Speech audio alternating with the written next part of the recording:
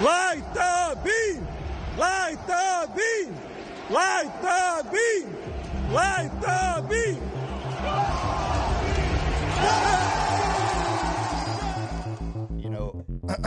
One of my biggest fears is that somehow that guy is going to track me down and demand some form of either payment or recognition.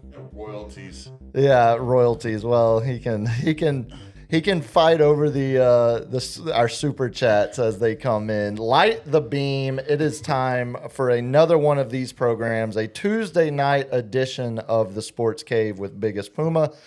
Once again, I am your host, Sam Freeze, broadcasting live, really live, here on the north side of San Antonio, where we got a lot of housekeeping to do today. Oh, man. Obviously. I'm glad I came early, dude. Yeah. No, it was... I thought we were going to have to delay the show like the Spurs delayed the game tonight against the Rockets. We're also... I was like, I'll slide in 15 minutes. Oh, I got to get gas.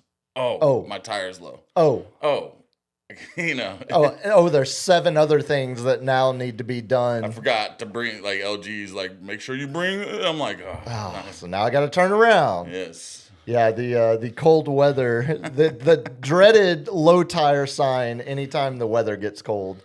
They're like, sir, do you know how you have a gash on the side of your tire? Yes, just fill it up. Yes, I just have places to be. Please. I'm broke. No, we got housekeeping to do because we only did one show last week, so we've got a lot to recap from across the weekend. But most importantly, last night we had the end of our current countdown expire.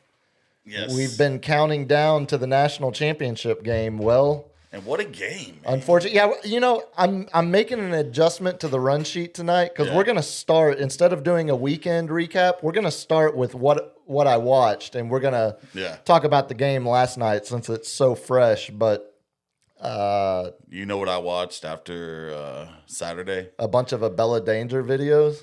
Stranger Things. Oh no. Yeah, those little kids grew up, man. You sound like you enjoyed it. It wasn't bad.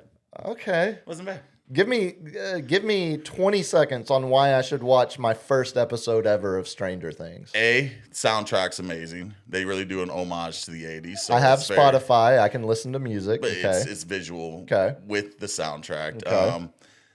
It's a original idea, which are few and far between now out there. You are selling me there. And I haven't seen anything like it. And it's like, I love sci-fi. I love twist. I love... Did it actually pay off? Okay, why the hell am I asking? I literally couldn't give. Got you on Yeah, it. you did. No, we've, for formatic purposes, we're going to have to come up with something to do a new countdown for. I've got March some Madness. ideas. I was about to say, I've got some ideas. Super Bowl's too close. We're not going to use that. We've got March Madness coming up. We got the draft. We've got pitchers and catchers reporting. Oh, yes. We've got the NFL draft. We got the Dodgers destroying Major League Baseball for next year. We're gonna hit that at the very start of the lightning round because I fear a lockout is inevitable now. It's going to be. Yeah, until they get their salary cap. I will tell you this: yesterday was National Popcorn Day. We missed that. Yeah. Did you use some of your infinite gift card? I might have celebrated appropriately and responsibly. So you didn't hurt your tum-tums? No, not yet. It might be. Here's the real problem. So I'm hosting for Andy the rest of the week. Well, I'm hosting tomorrow and Friday, and then I'm back with him on Thursday. He's heavy travel schedule for UTSA basketball, but I have. Anytime I know I'm going to be filling in for Andy multiple times in the same week, I magically am able to cut out all of the things that are terrible for my health outside of tobacco.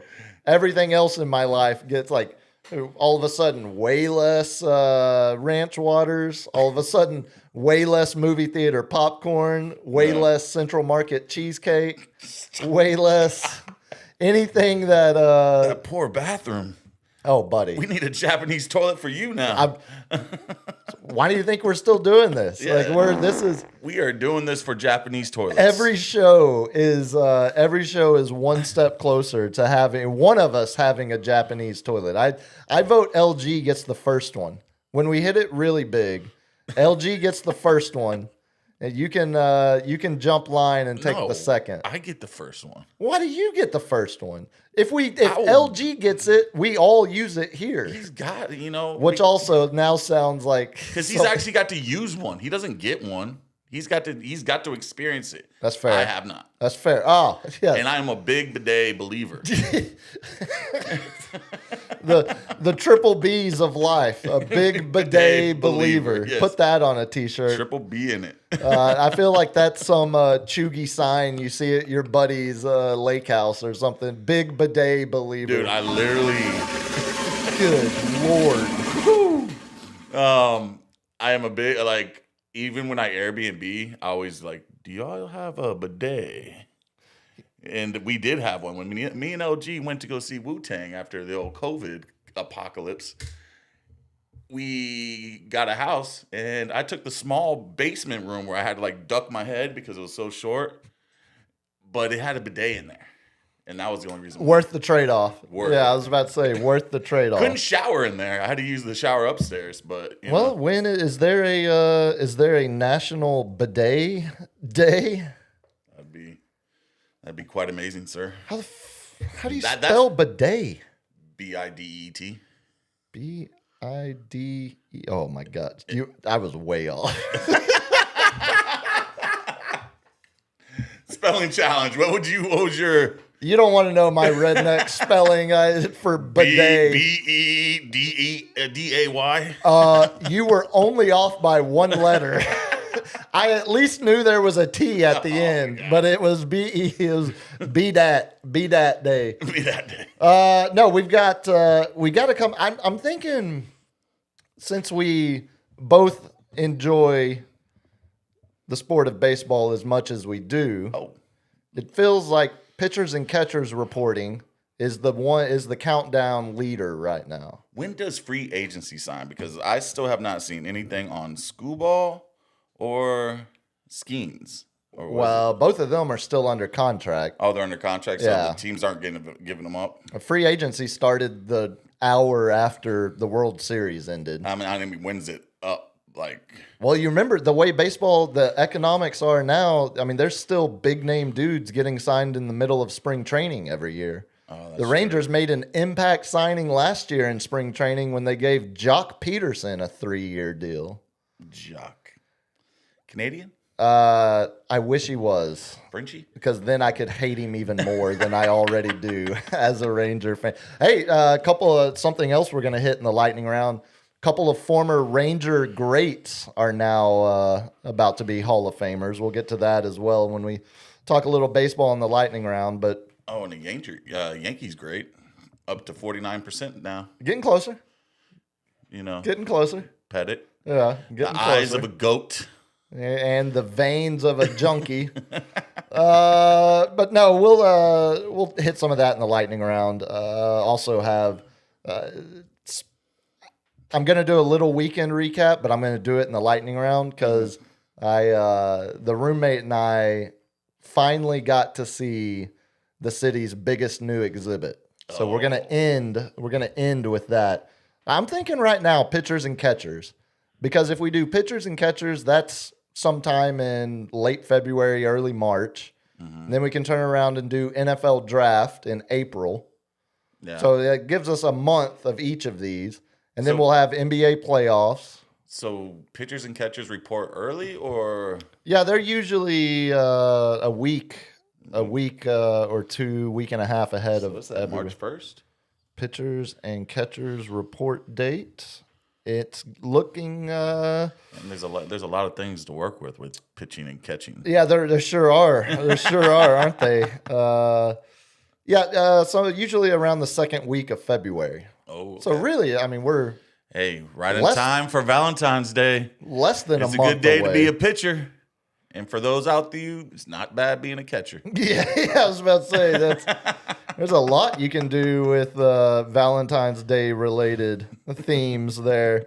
Yeah, come Thursday, we will have a firm answer on whatever the new countdown is. Because I'm not gonna lie, I woke up this morning knowing that college football was officially out of our lives for half a year, and it felt like similar to when I was a kid and you'd wake up the day after Christmas. And you're like, it's so long. It's so long, 364 more days until I get that again. But kids don't do it like we use. I used to have like the Sunday morning newspaper and clip on. Like it was a whole ordeal. I'd make a vision board of what I wanted. What are you scrapbooking Christmas present ideas in January? I'd give them all to my mom. Be like, look, there's a coupon. I don't know why I'm not surprised by that, actually. As with your arts and craft bent. Nah, it's just master manipulation. My mom was the king of guilt trips and, prior proper planning prevents piss poor performance. Good Lord, you are all into the alliteration tonight. Hey.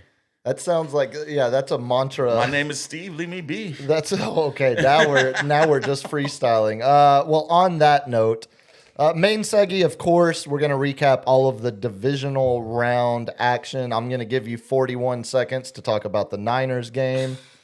Just wait, they're going to keep coming. I've been getting them all.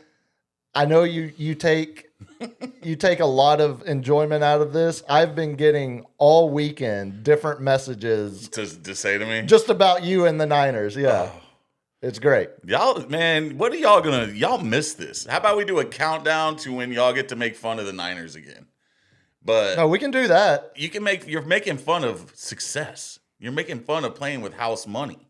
You're making fun of the greatest coach in college and NFL football. When's the no, the greatest coach. Brockthaniel Purdy. No, that's the culture builder up in Frisco.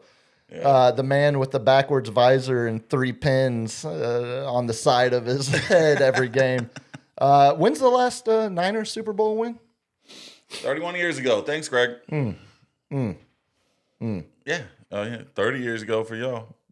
Oh, one of those numbers is shorter than the other one. If we're measuring by one, you really just lost. I gotta have it. That's all I got. That's all I got. Because we can't measure by any other metric. Conference championship appearances? No. How about just Super Bowl appearances? Nope. How about divisional round games won? Nope. Can't do that. How about divisions won? No. Well, no. Probably still not. No. I think we broke the record. I don't know. You have to probably fact check me, but most playoff wins. I think we now move into second behind New England. Say that again. The most playoff wins ever. And even New England being number one is surprising to me. How many runs did Tom Brady? It's all because of Tom. When you go to the Super Bowl, you get 3 to 4 wins every time when you win the Super Bowl. Yeah, and if you're making appearances. Yeah. Wow. Okay. Are we second? If you want to... You lint liquors. If you want to believe the you're using AI answer that was just given to me, it would suggest y'all are at number 1 actually now. No way. Yeah. Showing really? Niners at 40 now. Mm-hmm. Patriots second at 39. And then it's all the teams I thought would be at the top of the list. Green Bay, Pittsburgh, Dallas. Yeah. And then a huge gap. So your top 5, Niners, Packers, Patriots, Packers, Steelers, Cowboys. And then a huge gap down to Eagles, Rams have actually shot up the list. See, this is why the Patriots were Kurt Warner days. Yeah. And now with a couple deep runs. Hey, guess what? We're number 1. Yeah. That's, number 1. If you want to count playoff wins, sure, you can be number 1. Championship? Who has the most championships right now in NFL history? Oh, it's New England. It's right. Yeah, it's 6. That's an easy. Yeah, I think they're not tied with because it's 4. No, they might be tied with Pittsburgh because they got 2 with Tomlin. 6 each. 6 each, tied Pittsburgh and New England. Mm-hmm. God, I just blocking out it. Okay, we're gonna talk about it in the main seggy. Yeah. But I for one am just so glad all of those Bostonians have meaningful playoff football back in their life. Yeah, it was Who was that? Collinsworth? pretty. Yeah, Collinsworth giving that. So that's line. when I started turning over and watching Stranger Things. I was like, yeah, I don't need to watch this. Oh, it wasn't the 4 interceptions that got you to turn the game off? I turned the game real quick, man. I was like, do I want to listen to Collinsworth or do I want to finish the series of Stranger Things? I'm like, yeah, I need to take a break from football. Yeah, probably. Yeah, with your emotional state after this weekend. So we're going to talk about a lot of the NFL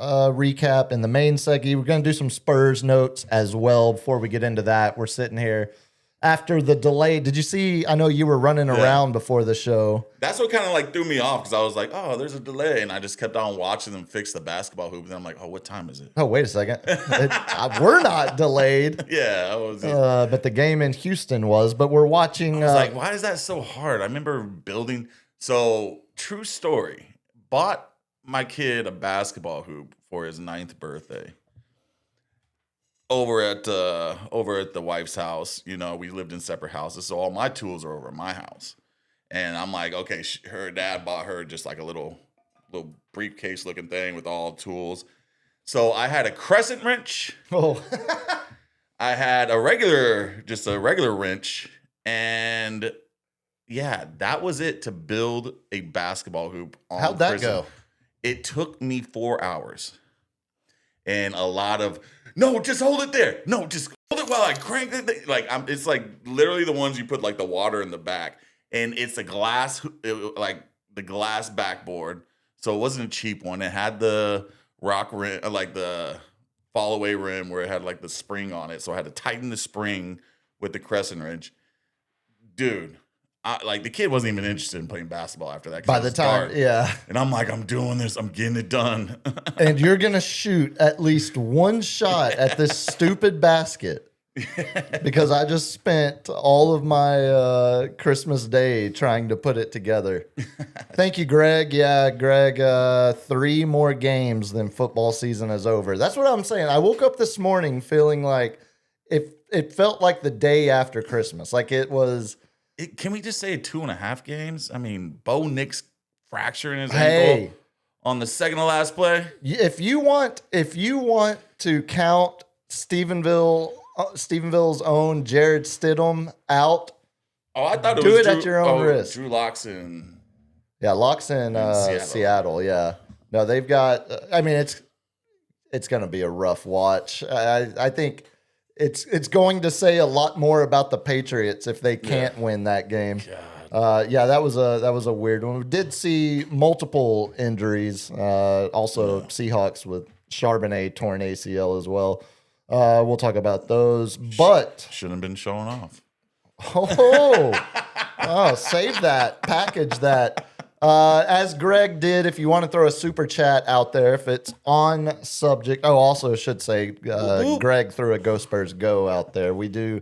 That is the one good thing, the one benefit of, like for me, football is my 4th favorite sport, which I know is kind of weird. Wow.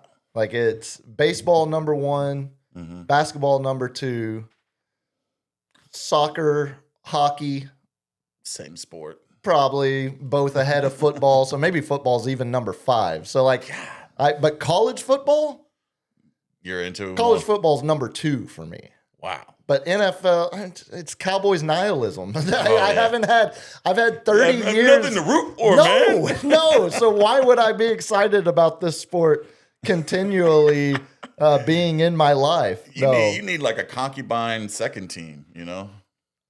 To secretly root for and be like, I flirted with that idea. There was that quarterback, so sexy.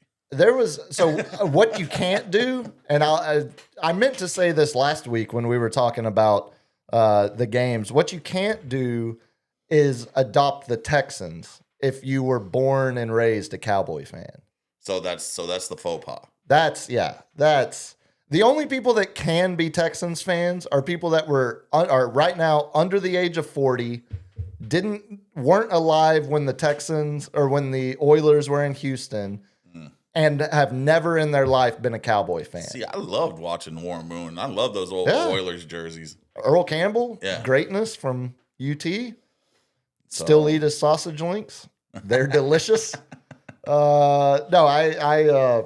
It was funny watching the Texans game last week out in the wild and seeing it is, maybe it's just small sample size, but it does seem like the majority of Texans fans I know are younger than me. Yeah. Like, I don't know many guys in their mid-40s that are diehard Texans fans because they're either still feel like they got the Oilers stolen from them. I have a couple buddies that became Titans fans, which might be even more unstable. Hey, Robert Saleh. To just immediately, we're going to talk about the Titans. We're going to talk about some of the coaching carousel as well. But before we get too much further in, on this National Disc Jockey Day, National DJ Day. Oh, get your flowers, LG. I figured we would turn to the best DJ I know. LG, tell the good people how they can help support the program. Yo. You can help support the program by subscribing to this thing. Hold on. You know he's the most enthusiastic DJ I've ever met in my life. Just so hype. Dude, he Straight hypes hype. the crowd up. Oh, yeah. Yeah. Not at all. I don't even carry a mic with me when I DJ. Oh, no. No. Like, when he used to DJ and he'd just be playing all the old school hits, the look he would give someone if they're like, play Little Baby or something, he'd just... Not happening. No. Hey, give me some. Not happening. Do you have any NBA YoungBoy? He's like, what you I don't think say? that was even a thing when I was DJing. Yeah, no. It was probably like, who did the Superman? What, Eminem? Fetty Wap or something. I thought you were talking about the Soldier old- Boy. Yeah, there you go. Crank that. Yep. Even though that song, Pretty Boy Swag, goes pretty hard. I'm just saying. People would get down. It kind of holds up. I used to make money. Speaking of money, you can tip this thing by jumping into the super chat right here, like Greg just did. Shout out, Greg. I Get know your message read. you're going to have to start hating on my Yankees soon because you got nothing left. No, we're about to have kumbaya moments because it's all going to be Spurs until Astros, Rangers, Yankees And I'm hate with y'all. starts back. Yeah, see? How's it going to feel to be like, hey, the Caps with us on this one? The same way it's felt all year when you go from one coast during baseball season to the other coast during football I'm an season. American. I like all of America. Yeah, and now you're back to the rest of us here in the flyover part of the country, just always rooting for our local regional teams. LG, I meant to tell you, I saw your buddy Xavier DJX at the he was spinning at a establishment we were at over the weekend. Burley. Yeah, it might or might not have been good old Burley. He had That's a pricey pay. He's not cheap. Well, he actually had a musical act accompanying. The drummer?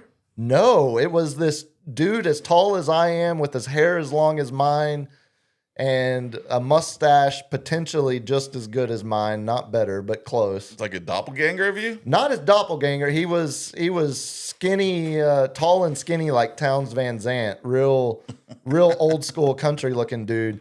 But he was singing. It's the best way I can describe it is it was like Morgan Wallen sounding, but like good songwriting. So All it right. sounded like modern country. Xavier's he's spinning that crap? He was playing it. So it turns out the kid, I ended up asking him because I had to know. I was curious. It turns out it was it was one of his former classmates that has been doing a bunch of ghostwriting for different acts in Nashville. Like he was showing me some of the writing credits he has under a pen name, a ghost name. These characters out there, they don't write their own stuff, man. I never get it. Yeah, that's what he said. He's like, I got tired of writing for other people, and I just thought maybe I'll give this a shot. Hey, shout out to him. Shout out to Greg again. He said happy National DJ Day. Yeah, thanks, Greg.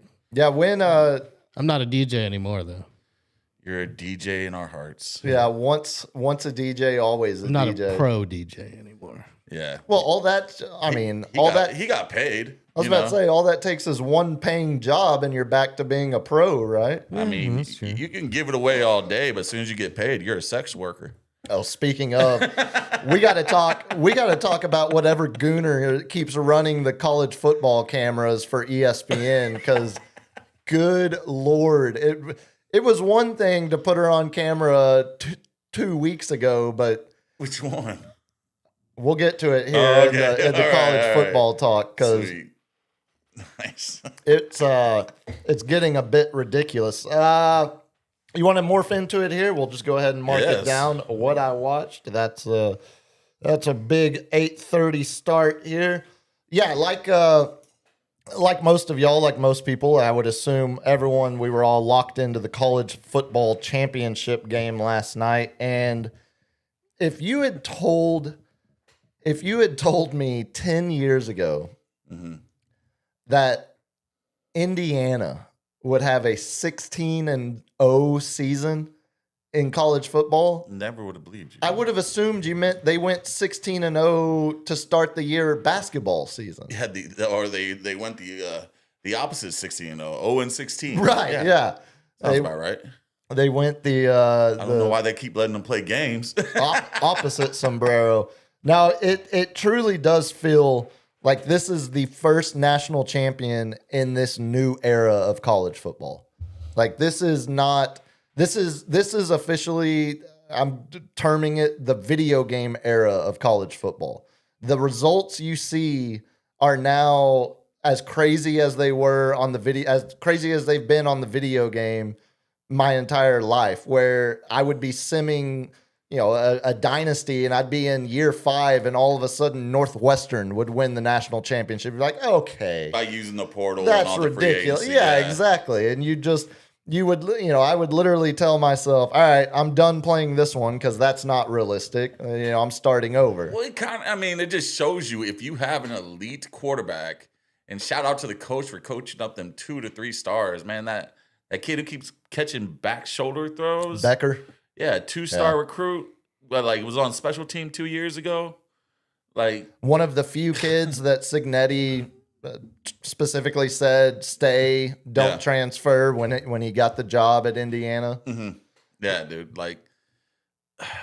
And did you catch Sweet Gundy doing that was so awesome. Oh man, I'm so glad it went away for a couple years. Yeah, and then they've brought it back the last 2 years. The coach's room broadcast. So, and he called that 4th down play. Oh, dude. And he's like, well, you take a timeout here. It's not to reconsider if you're going to kick a field goal. It's you're going to put the ball in your Heisman Trophy winner's hands. Gundy is, and he called it like 1,000%. that with one of the most amazing plays where what killed me is they kept showing. It hits my heart because my mom's got MS, and they keep showing his mom who's got MS. Yeah. And then it showed him actually getting his back broken as he's crossing the goal line. I'm like, and they keep showing his mom. I'm like, bro, don't get the camera off her right now, dude, because she's probably sitting there no. Yeah, get the porn star's reaction to Miami getting scored on, not the mom. Oh, buddy. Yeah, I think that call, that play, when we were watching it live, I told the roommate, not that she understood the reference, but she nodded along. Oh yeah, great reference. Yeah, totally good call. Yeah. That reminded me of an old Tim Tebow national championship game The play. old jump pass type 4th thing. and 4. If you're inside the 10-yard line, he's going to run it. He's going to try to run through you. But we didn't expect that from Mendoza. No. We expected a back shoulder throw on the sideline. Exactly. But to call that, that's the whole, the Tim Tebow is the jump pass was, we didn't expect that because we thought it was going to be him running through the line like a running back like he is. Yeah. Should have never been a quarterback. But won a playoff game. Yeah. on a touchdown, on a passing touchdown. Demaryius Thomas. God rest in peace, King. But God, I forgot about that. Yeah, man, died way too young. Yeah, man. all of the talking points you've already heard. First 16-0 season since Yale in the 1890s. Yeah. The first time champion since Florida and Spurrier back in 96, I think it was. So, I do that part of me, like, I love to see that, because if you just look at the amount of teams that have won national championships over going back to 96, go back it's 30 years. The usual suspects. And there's only a small handful. I mean, you can count them on probably. I'm thinking about it now in my head, but I'm trying to think of one that was just a total shock. There hasn't really. Would you call Nebraska back in the 90s? No, they're They were a dominant. powerhouse. Yeah. Yeah. The most shocking one, I mean, this Indiana one, and this is the others. I think it does Indiana, it slights them significantly to say this Appreciate is a you, Wes, for shocking, becoming a member. Don't ever apologize for that. to say I got that 41 seconds for you to talk Niners from Wes. I got to give him credit for that. That was one of the other ones that was sent to me this weekend. Apologize for that, Wes. Yeah. No, here's your list. Tell me which one of these stands out. Indiana this year, Ohio State, Michigan, Georgia, Bama, LSU, Clemson. Clemson's run is, but there's still what's Clemson ACC? Yeah, still ACC. It was Trevor Lawrence. Yeah, exactly. So yeah, Bama, Ohio State, Florida State, 2013. Jameis Winston, yeah. And- But Florida State's always had a prestigious college, Right, football or career. at least since Bowden. Yeah, What was the legendary coach for them? Bobby Bowden. Bowden. Yeah. Okay, yeah. Yeah, I mean, he put them on the map. But yeah, I mean, you go back, Auburn's 1 year with Cam Newton Yeah. stands But out. Auburn's but it's still- still Auburn. It's not Indy freaking Anna. No. This This was going to be on the line of like if Oklahoma State got to play Alabama that year instead of running it back with LSU and Alabama yeah.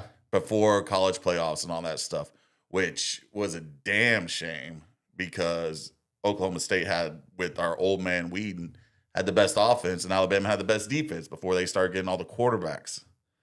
So we got robbed of that one and we kind of got to see what it was like this year. But that's because, hey, a newish head coach in, what was it, Scagnetti? What's his name? Kurt Cignetti. Scagnetti, yeah. It's kind of like how Gundy was when he first started out, like coached up 2 to 3-star recruits, always in, competition, got himself a quarterback. Boom, you can do magic with that. Yeah, I mean, especially with not ease, but the way that you can fill out the rest of your roster around that quarterback now, because Cignetti, a lot of those dudes that were making plays last night should have been making plays for James Madison against Oregon. Yeah. That he brought along to Indiana. And, I think the bigger question to me is not, we're going to continue seeing teams like this make deep runs because of how parity is taking over college football. I don't think Indiana will be the last of the surprising champions that we see over the next decade. But the bigger question is, what does Indiana look like in 5 years? Because is this the beginning of a dominant run? Last year they were really freaking good. Only lost 2 games, counting the playoff loss. Yeah. This year they go 16-0. What does the next 5 years look like for Indiana football? Is this the beginning of a Clemson-like run when Dabo got real hot and started rolling off multiple championship game appearances? It all depends if Scagnetti stays there. And that's the interesting one. If he doesn't stay there, Indiana goes back into purgatory. I don't think there's any college job that takes him away from Bloomington. No, but he's a traveler. He likes to go up the ladder. The next job, I mean, Raiders haven't filled in the head coach vacancy. You know, to make Mendoza happy, get his coach. So they're probably, loading up the Brinks truck to try to get him. But like, who wants to go coach for Vegas? The Raiders are just it's like going to coach for the Cowboys without the prestige. Yeah, No, that's fair. Yeah, like when you go to, at least you're America's team and you're gonna be on 8 primetime games and all this stuff. But I was like, does Mendoza have the clout like Eli Manning to be like, don't draft me? No, it feels like No, he doesn't have that. He's going to be your 1-1 to the Raiders. Cignetti has said already. Now, granted, we hear every college coach say this at one point or another. I'm not interested in the NFL.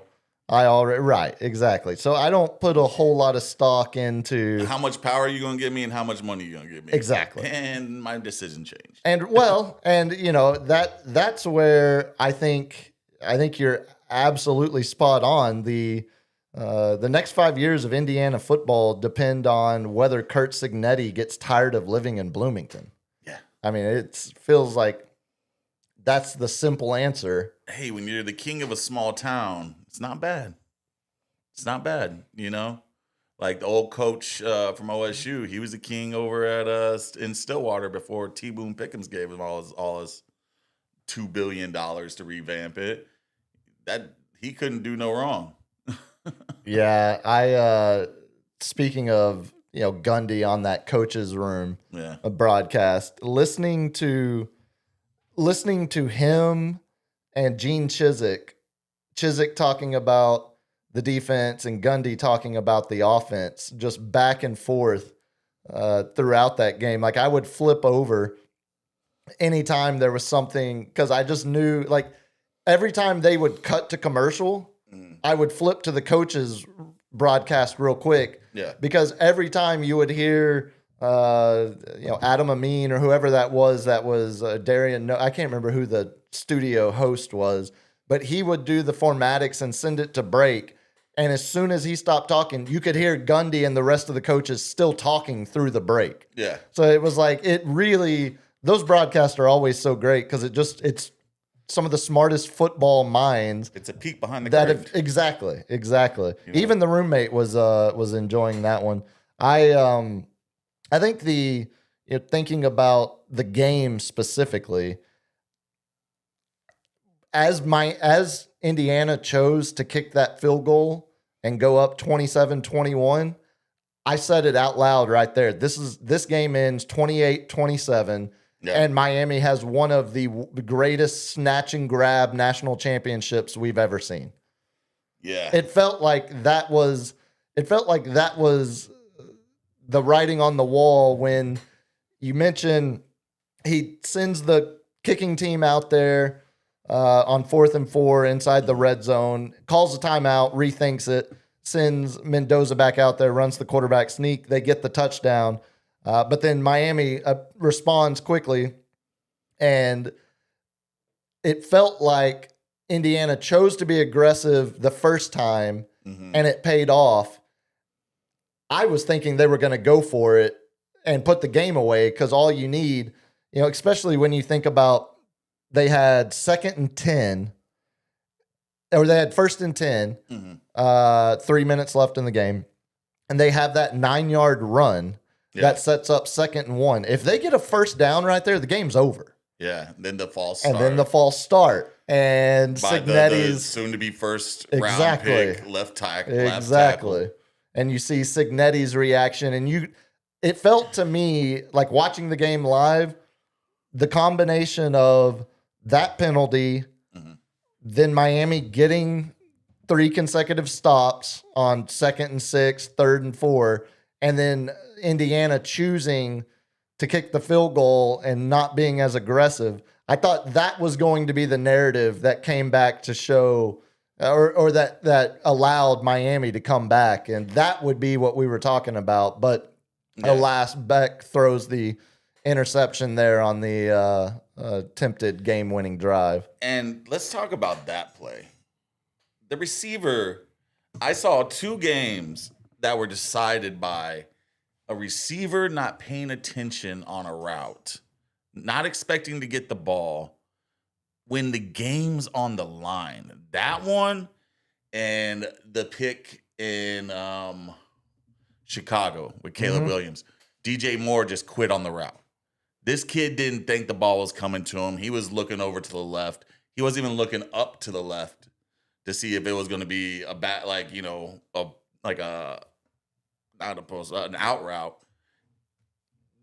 How are you not locked in at that moment and think, hey, I might get the ball? There's They're going to be doubling Malachi over there. any chance This that I is might my get time it. to shine. Like, I will be, because it looked like it was supposed to be a long hitch route. Like, he was supposed to come back because that's what the way the ball. And I would like to know what the play call was, but I know Beck's not going to throw his receiver under the bus. I know the coach isn't going to tell us. Well, But, if you go back and watch it from the, you know, like a all 22 or a deeper look, you can see the Indiana cornerback Moore, who ended up getting the interception.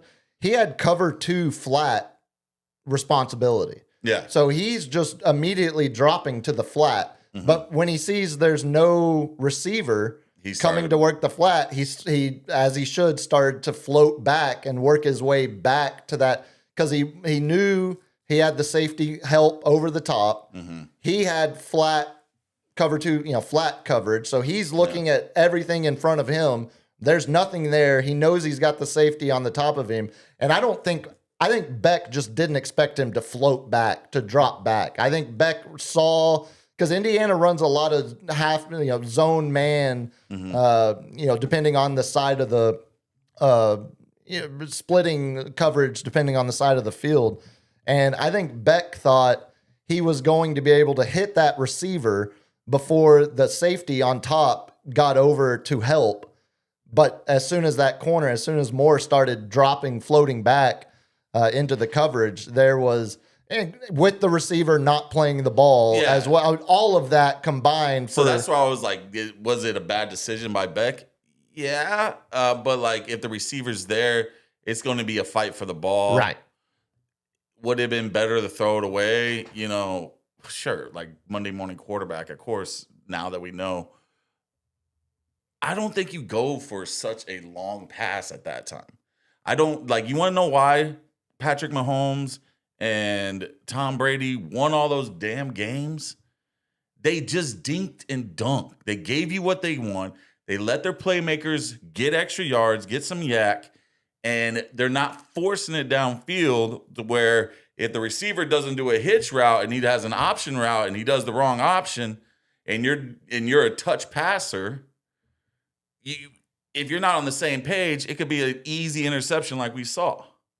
So why not throw it 7 yards, get up on the ball again, throw another one, have the clock stop? You know, they got to sit there, like every person going into these games just needs to watch old Tom Brady, old Kurt Warner, old Joe Montana with these short passes that sits there and leads to game-winning drives. You know, it's not the big play that's going to get you. And that big play is going to leave time on the clock. So, I don't know. That's the way I feel on that one. Because I saw that one. And then, of course, you know, we're going to talk about later about the Bears. Same thing with that one. Like, you didn't need that right then. Yeah. You know? Yeah, you don't have to force the comeback when you still have. How much time was still on like the clock? 50 seconds. Is that what it was? It was like 50 seconds Okay. when Indiana got that interception. That's right, because they had to run 2 plays to get it down And under he actually, 40. I was like, why not just take the safety? Take the safety, yeah. You know, like I thought they were gonna, but then he sits there and, you know, gets in. Yeah. But The all said and done, I'm not sure. I'm not sure you could have asked for. It wasn't the most. The first half was the first half. The second half, it seems like a trend in the last 2 weeks of football. The first half is all defensive, and then the second half we're just like, oh, this is exciting football. Fourth quarter lead changes, all this stuff. Well, the game last night, it felt like Miami, for whatever reason, wasn't playing with their same. I guess I should give Indiana credit, but the Miami team we saw in Kyle Field and what was the game? Which bowl were they in? Oh, Alabama. They were No. Bama was Indiana. Miami. Oh, you meant Miami? Ohio State. Yes. Yeah. And like just out physicaling, winning the battle of physicality against teams that you would think like Ohio State. We heard all year it's the most physical team. Well, it turns out I think it's Indiana, but Miami was showing that what carried them was they did hit Mendoza with it might have been a missed little targeting call, like just right up in the chin. What'd you make of the officiating just throughout the game? I mean, it seemed like They let them play. I love it. I was talking with my dad with that. I was like, There were a couple where it's like I see the jersey, like when the guy can't comes around and grab- goes out right and his whole jersey gets pulled over his shoulder pad. Yeah. I'm like, yeah, there's a little bit of holding there, you think? But I felt like they were calling it both ways. I don't think it was egregious for one team or the other. no, it was a good football game all around. Good job, Zebras. Yeah, there was. I think if you're a Miami fan waking up today, one, you gotta still be You gotta be over the moon. You limped in. You got in You as beat the Ohio last, State. last at-large team, Yeah. and then you end up beating A&M on the road. You beat Ohio State. You beat what was that? What's the other one? Oh, I'm missing? the whatchamacallit, Ole Miss. Ole Miss. Yeah, the Ole Miss game. God, I keep forgetting about Ole Miss. And then you end up playing in a national championship game in a season where you had 2 losses to, conference ACC teams. Like arguably you played, besides A&M, you played the other 2 best offensive-minded teams. I mean, you could say Tech, but like weak competition. Come on. I mean, Tech was led by that defense this year, which Exactly. is still so odd to say out loud. But to sit there and shut down almost every offensive powerhouse team, and you almost did it again at the very end. 50 seconds left. Don't throw it 40 yards. Don't throw it 30 yards. I want to be like, that guy better be wide open or you don't throw it. Or that guy better be Malachi Tony. Yeah. Like if And you you know want it's to not going to be wide open. right, if you want to take that risk. Speaking of Malachi, dude, yeah, he's Tyreek Debo he's Tyreek Debo Tony. that's fair. That is He's got fair. the speed. He's got the get. And then like, how many tackles did I see him break yesterday? And he's 5'9", Yeah, he's a little tiny fella. but he's tiny in stature, but he plays so much bigger than he Debo is. style. Yeah. Yeah. And then the running back, I want to say 6'2", 240, Yeah. looking like King Henry out there last night. Also had a bit of a anger issue at the end of the game. Oh there. yeah, he smacked. I wonder what. Like, did we ever get any?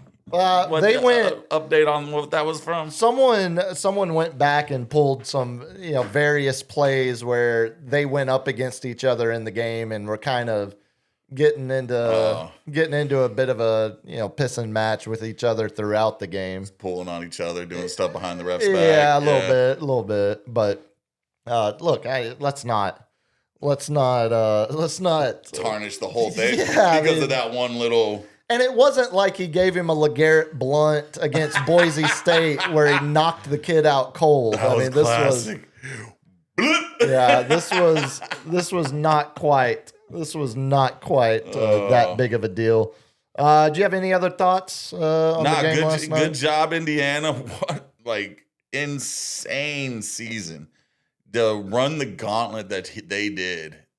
And I mean, Miami was each of them, like I remember Herb Street saying each of these could have been storybook endings. You know, whichever team won is a storybook ending. Indiana running the table, pure domination, coached elitely, you know, on elite level. Miami just being dogs, just bullying everybody they can see, knocking off offensive juggernauts. Great season for both of them. Yeah, and the great season for the ESPN broadcast of college football, because we need Pablo Torre to do an expose or some investigative reporting, because it was in the first round when Miami was at Kyle Field taking on the fighting Texas Aggies. Yeah. They a random camera shot. It wasn't zoomed in on one specific fan. It was just showing the Miami fan base in College Station. No. But one particular fan stood out amongst all of them. We got video? So we got video from last night. So yes. That first, when it showed her at first, there was an immediate rush of people. You know, I did, like, where's Waldo? Like, oh, that's the OnlyFans girl. Oh, that's the Pornhub girl. You know, whatever. Pornhub crashed in Miami. Yeah, buddy. So the individual we're speaking of is the winner of the 2016 Best New Starlet, the winner of the 2017 Best Butt Award, also 2018 Best Butt Award, although that was editor's choice. 2019, she was Best Butt Fans Choice. Didn't get the editor on that one. She also was she was awarded the Awesome Analyst. I'm not sure that's how they pronounce it, though. We had. Do they have DPs in football? I'm glad you asked, because if they do, she would have taken home the award in 2017. That's a defensive penalty. That is, she had the best defensive penalty sex scene in 2017, along with Marcus Dupree and Mick Blue. Shout out to them. Shout out. Kings. Yes, the best sex scene overall with Joanna Angel. This was in the comedy category in 2018. Let's be honest. There was also some dude named Isaiah involved as well, but I would assume there was some of that. And best group scene, the whole long list here, and that's 2019. Best stepsister scene. So, LG, put this video up. Best free use scene. She was also inducted into the Pornhub Award Hall of Fame in 2024. You're building it up. Just like that this season. Yeah, every round is about. And if you just saw that, you would think, oh, it's just an okay. It's like my solid 7. Like my relatives watching the game last night probably watched that and thought, oh, that poor Miami fan. She's going through it. She went through it all right. She's gonna carry this loss with her for the rest of her life. What did she promise? I know she promised something. Like, was it like? I don't think that was her. I think that was the. They're like, I will blah blah blah That's to right. every single one of the football players. I thought that was one of the. She's a fluffer. I thought that was one of the British tramps that had offered that at one point or another. Sir. What? Sir. What? That is somebody's child. You don't call them tramps. Oh, I do if they're British. If they're American sex workers, then they have my utmost respect, and they're young entrepreneurs like Miss Abella Danger here on your screen. But if they're British, they're lowly tramps from across the pond.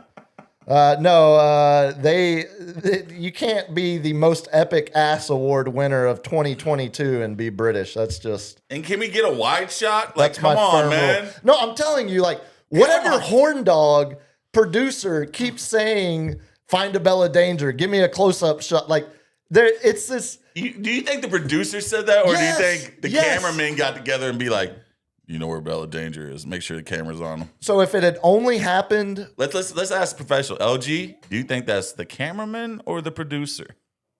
Well, the cameraman could have found it, but it's technically the director that has to call for the shot to go live on the screen. So it's the technical director, not the producer. So the technical The producer director- could have instructed it to happen.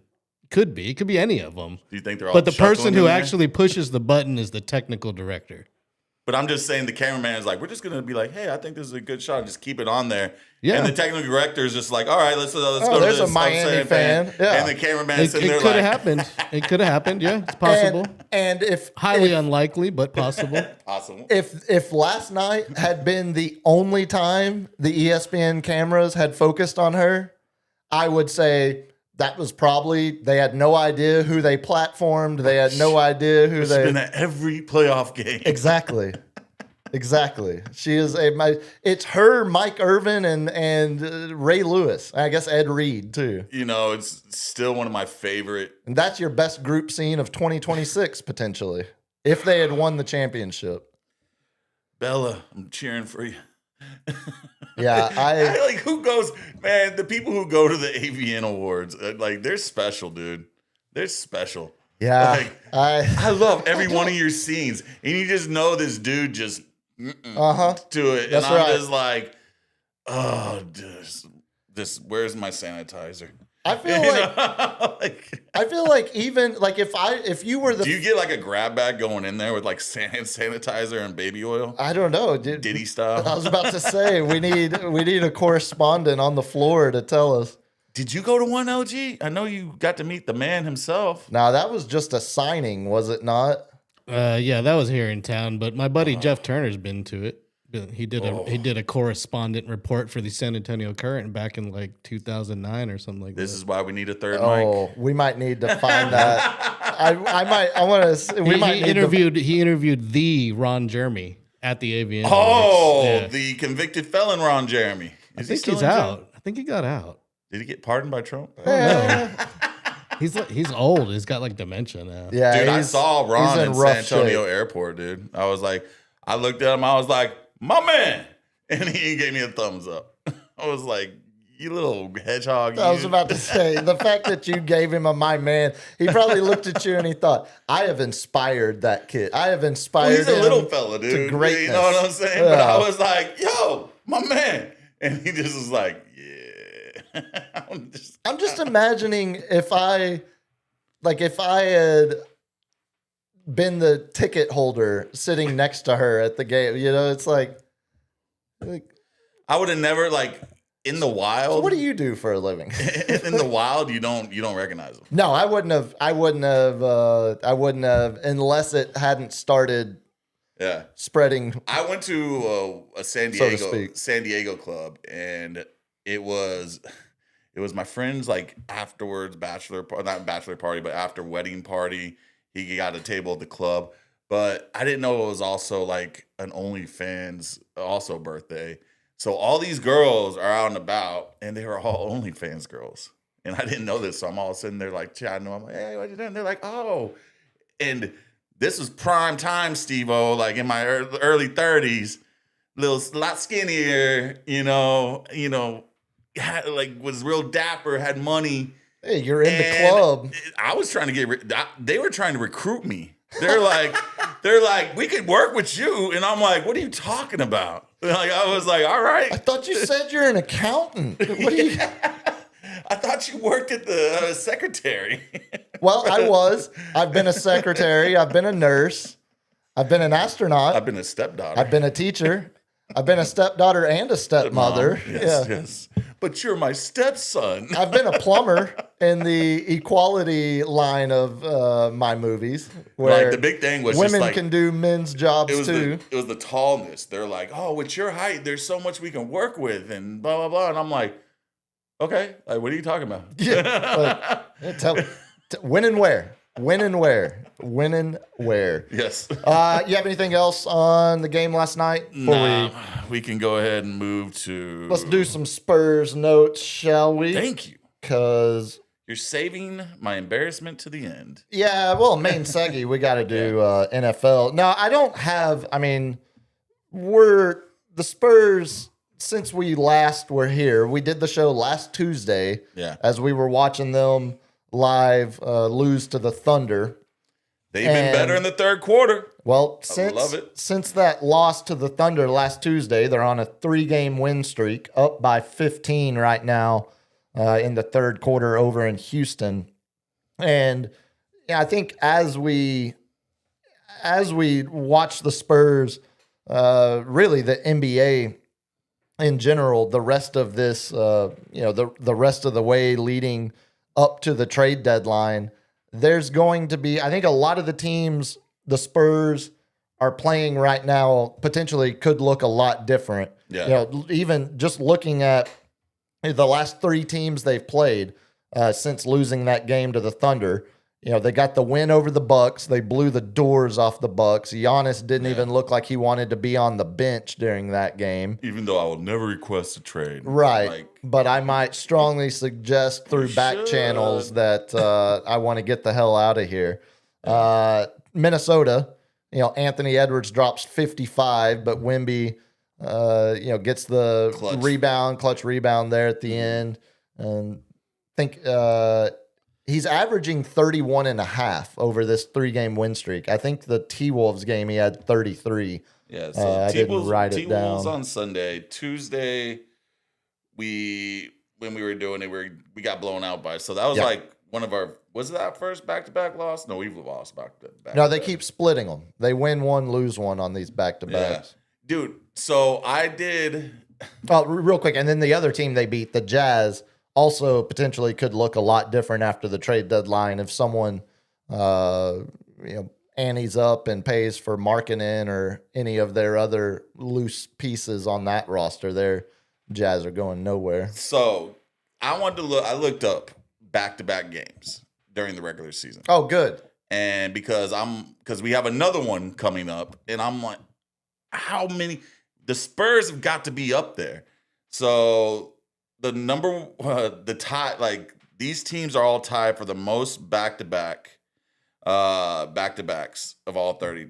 Denver Nuggets, Golden State, Philadelphia, Phoenix, Charlotte, Sacramento, Washington, Brooklyn, Los Angeles Lakers, Spurs, Boston, Toronto, Detroit, Dallas, and New York Knicks with 16. Like, why are we just? I don't understand why we're getting so many, like, putting so many back-to-backs. The next one's at 15 is my Heat, Portland, Clippers, New Orleans, Utah Jazz. And the lowest number one is 13 with Oklahoma City, Chicago, Minnesota, Indiana Pacers, and Hawks. Yeah, that doesn't feel... 16 back-to-back games. So 60. Yeah, so 8 sets. Yeah, 8 sets of back-to-back. No, I think it's 16 sets of back-to-backs. There's 82 games in the season. Yeah, there'd be 36 of them are back-to-backs. Yeah. Golly. How many have we had already? We had 3 in a row. 5. I think it's 8 sets. I think it's 8 sets. This will be the 5th set. We're just going through it. So I guess we just have an easier schedule at the end. Well, and I guess it feels like they've just been more densely packed over the last month and a half. Yeah. Instead of being spaced out over the course of the whole season. Yeah. When did they shave their heads? Did they shave their heads? That was after the Oklahoma City loss. So they lost on last Tuesday to Oklahoma City, traveled back to San Antonio. Him and Keldon, Wemby and Keldon shave each other's heads, and then they immediately blow the doors off the Bucks. Yeah. That Thursday night. So we are undefeated with the shaved heads. And a little tidbit. The rookie, Corey Bryant. Carter Bryant, whatever. You got to do something you got to do something nice to get your the full name right. Okay, yeah. Dick Jefferson is still Dickie J to Bob me. Sala. But he turned down 20 racks to shave his head. And for the uninitiated, that would be how much money? $20,000. That's correct. $20,000. $20,000 to shave my head as a 19-year-old. Done. Especially, and here's what Keldon said, or like they got together and was like, "What? You're a rookie. come on, man, do this, And the thing was, he's like, all right, you don't have to do it. We're not going to pressure you to do it. But if you miss one more open dunk, you're getting your head shaved. So let's I'm not wishing for him to miss. The question is, I just want to know if he's going to live up to it. He already made one. Does he get the... Oh, he already missed one? No, he already made the dunk. He doesn't have to shave his head. Okay, so that's what I was about to say. Does it reset? Oh, it resets when he makes, because he had that dunk the other, last game. He had career high? I think it was 11 points. It was 11, but still career high that last game. Yeah. I think that is, as you're thinking about what this, because now the Spurs have shown their contender status. They've arrived. They're here. Barring injury, they're going to be fighting every other team in the West to be Oklahoma City's biggest hurdle in the playoffs. So, now it does kind of turn my attention to storylines like Carter Bryant, of seeing, what his development, because if all of a sudden he takes a development leap over the next month or two, whose minutes is he getting? Well, and that would be, I think that's where, similar to the consistency we've seen from Champagnie lately, all of a sudden that makes him so much more of a weapon in a playoff series if he can show that consistency. What he's going to do... Carter Bryant could be a defensive weapon in a playoff series. He's going to be in... What he's going to do is he's going to take away minutes for the regular season for our vets. That's Harrison Barnes. Yes, which is now as we're watching this Rockets game, Kevin Durant is averaging 37 minutes a game at 37 years old. That is not good. Those aren't going to take it down. That is not good for your overall team prospects come playoff time. 38-year-old. Right. We just saw 36-year-old Jimmy Butler tear his ACL. Going to talk about that here in a minute. But the only other couple other storylines from the Spurs since we last spoke. Wemby becomes the 6th Spur all-time to be named All-Star Game starter. Nice. You look like you're doing the list in your head right now. 6th Spur all-time. Yeah, do you know it off the top of your head? Duncan. There's 2. Iceman. 3. Parker. No. Wemby became the first Frenchman to ever start an All-Star game. Was it... But Parker was a 2-time All-Star? Never a starter. Okay. Ginobili? Never a starter. No, never a starter, yeah. Duncan. Said that one. Avery. Nope. Elliott. Nope. God. So there's a big one you're missing. Oh, that's Kawhi. Kawhi most what about recently. LaMarcus? Nope. No. Never a starter for the Spurs. Timmy, Kawhi, Iceman, Wemby, Robinson. That's the big. And then the other one is the one I thought we would get tripped up on, Alvin Robertson, back in the 70s. Oh, Alvin Robertson. Hey, shout out to him, dude. One of his son is one of my good friends. Well, he will be very disappointed that you didn't immediately name his... I don't know about people's parents. Yeah. He also stole my tip jar back in 2000. So Whoa! Yep, had him arrested. Now, whoa, okay, hold on. You had Alvin Robertson's son arrested for stealing your tip jar? Yes. Are you serious? He did that? Yeah. I'm gonna clown him next time I see him. He remembers it. Ask him about the car wash on Huebner Road. Okay, that is one of the most San Antonio things I've ever heard. No, he remembers. Ask him about the car wash over on Huebner. He was driving a black Tahoe and pulled up, stole the tip jar. I was sitting there scrubbing a car down and had a tip jar out there. He stole it and took off. I got his license plate. And the next day, he's there vacuuming his car out like nothing ever happened. And so I just called the non-emergency number, and they come and hem him up real quick. Oh, what a narc. You narked him out and said, you didn't just go up to He stole my tip jar. Yeah, as you should. Been like, break yourself. Give me some money. Wow, that's Alvin Robertson's son. His mom came up there, and he stole about $60, and she gave us $100 Yeah. if we drop the If charges. you drop, yeah. Oh man. Well, that is the son of 4-time All-Star Alvin Robertson. It was later than I realized. He was He's one of his kids came up to me and was like, drafted in '84. he kept on he's like, you're fat, and all this stuff. And I picked him up and I was like, I looked at him, I was like, Yep. I'm gonna snatch your kid up. And I was like, I'm bigger than you. I picked him up by the shirt. I was like, you respect me. It's yes, sir, no, sir. You got that?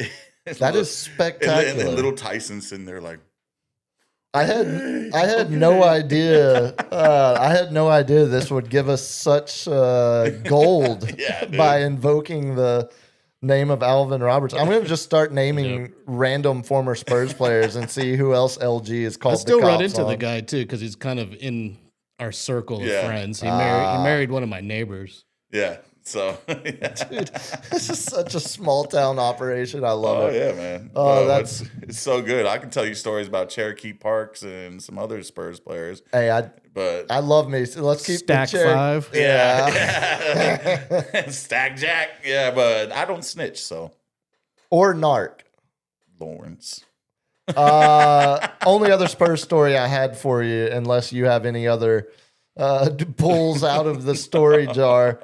Devin Vassell still missing in action. He's out again tonight. That left adductor strain. Any update on that thing? Come on, Wemby, you got to get that rebound. Well, Sorry. it feels. I was listening. We had Andy had Doc Garrett on the show today, and they were talking about Doc talking about just what an adductor strain actually Did he give is. a and- timeline like usually? So yeah, he said it's one of those injuries where there's no reason or benefit to push back early, especially when the Spurs are playing as well as they are, because the potential of re-aggravation is not only really high, but a re-aggravation can turn into a 3-month absence. Oh, wow. Yeah. So it's a you really want a baby. It 1,000%. Okay. 1,000%. He said All it's right. it's one of those ones. I'm not that, gonna give him the Kawhi treatment like Tony Parker is like, yeah, I had that injury and I played through it. No, it seems like that's one of those that You're acting like a pussycat. you absolutely well done.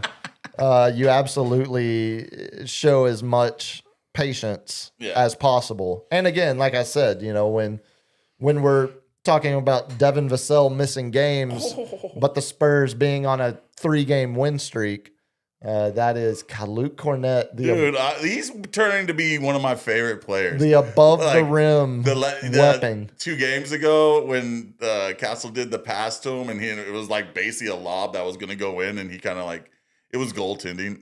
Sure, yeah. But he got in his space, was just sitting there just like, Luke Cornett has the 4th most alley-oop dunks in the NBA this year. I'm telling you, Luke all that dude Cornett. just stands around the rim, bro. That's so great. That makes the tall, moderately athletic white guy in me extremely like we're doing something right, boys. We're doing something. It's our right. year. I will say though, Luke Cornett, if you just look at the head, he looks like someone who's topping out at like 5'10" top. Like he looks. Wait, he's got a small head? I just when I look at him like in a photo, He's got like a Neanderthal thing going where Yeah. it's like blocky. I don't see it as like, oh, that guy's going to be a 7-footer in person. Like if you just see a thumbnail. But now a 12-point Spurs lead as we're under a minute to go in the third. Get it, Corey. I mentioned the Jimmy Butler torn ACL. It is going to be, it's unfortunate, the injury, but An old buddy requesting a trade from Kuminga requesting the trade. He's the now Warriors. about to. Are they officially dead? I think Unless they make the splash and get a Ja Morant or yeah, and even then, what's that even do? I think Giannis could be the only thing that could. But like, there's got to be salary cap extravaganza. Warriors. in order for them to make any kind of major move, it's breaking up. It's over. I'm tired of Steph Curry. But see, that's what I was going to say. Tired. As long as Steph Curry is healthy, Yeah. you could convince me they win a first round playoff matchup if Steph Curry just averages 40 for the series. If they play Portland or something. I don't know. We've seen crazy. I mean, Golden State over Dallas, Memphis over San Antonio. Neither one of those teams had players as good as Steph Curry is individually.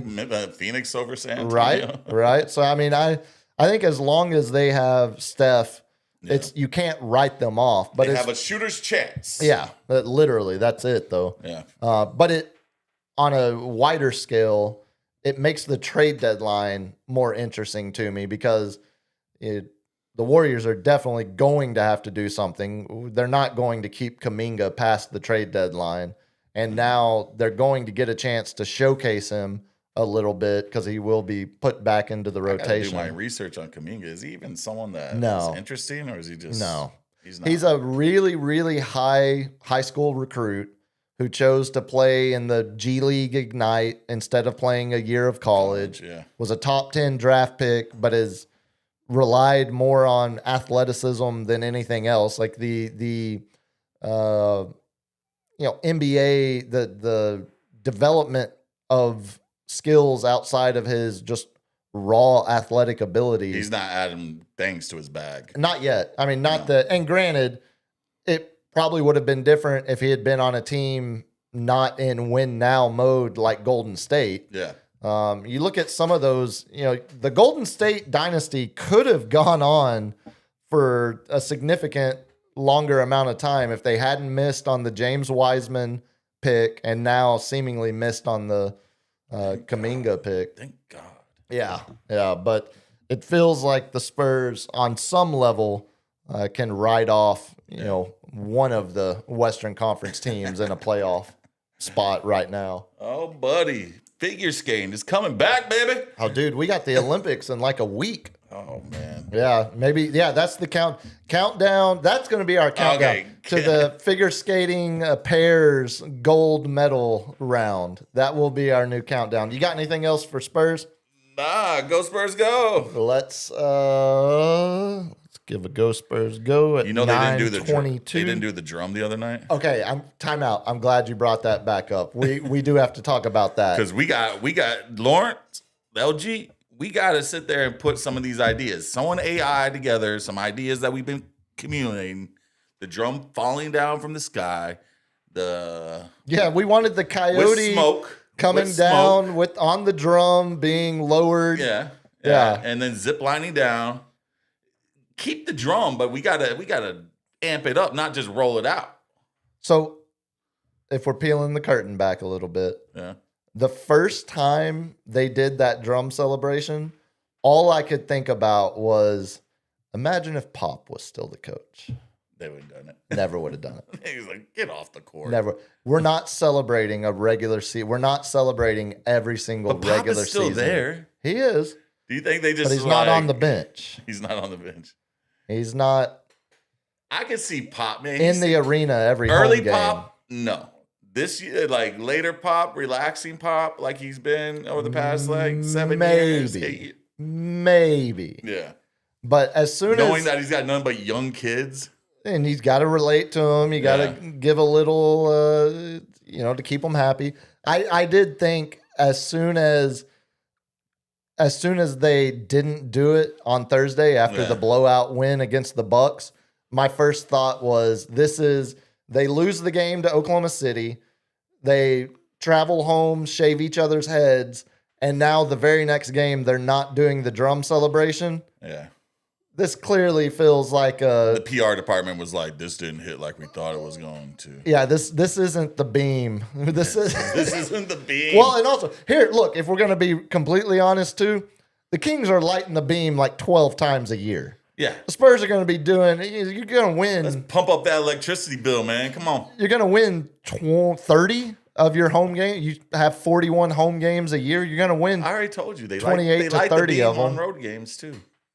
Yeah, but you don't have the full ceremony and the full, exactly. Because I think that was, all of the, the player of the game coming up and banging the drum and having the crowd. Like, Yeah. I think the drum should stay. I just don't think the players need to be like The drum needs to There's be some a set piece. middle like I line said, here. Third quarter, like coming in out of halftime. Give or- it to the Jackals. Yeah. Let them do it. Yeah, give it to those assholes. What do you have against? Also, you can say the first half of that, Oh, my but bad. you cannot. Give it to those asses. We managed to talk all about Abella Danger without breaking FCC, but you mentioned one thing about the Jackals, and they get thrown under the bus. Just give them the drum. Let them bang it throughout periodically. I'd rather hear a drum being banged by the fan support group than hear a Fetty Wap or whatever 20-year-old rap song the DJ is playing in the arena. There's another epidemic I've noticed. So now that We're going back in. the NFL, we're about to talk NFL, but now that the NFL is on its way out, now that football season's coming to an end, I've been watching a lot more of NBA League Pass. Mm-hmm. Way too many NBA arena DJs play music during the course of play. Oh, yeah. And they try to shut it down once you cross half court. It's awful. Yeah. It's awful. Like it seems like, I've watched, I watch more League Pass than I care to admit every single year. Mm-hmm. It doesn't seem like nearly as many. For example, the reason I started noticing or looking at it more, I was talking to my grandma the other day, and she was asking me if I'd watched any of the Mavs games lately, and I told her, not so much these days. And Did you break the matriarch's heart? Is She trying to recruit you back? I didn't break her heart as bad as I did in 7th grade when, for the first time in my life, I asked for a brand new pair of Jordans instead of a new pair of Justins. Yeah, the switch from Justin to Jordan. Who's Justin? Sometimes I just forget who I'm doing the show with. Justin Hardaway? No. No. I'm not sure what his original last name was, but it's probably the biggest boot maker in the world. Oh. Pair of cowboy boots. Oh, they're cowboy boots. Yeah. Oh, You got to remember how I grew never up. worn them. Never will. You've never worn? No. Why? In No. the club with those OnlyFans girls, they would have loved you in cowboy boots. Nah. I was wearing some Nike Dunks. No, I think in cowboy boots, you would have had a better hit record there. You would have had a better shooting percentage.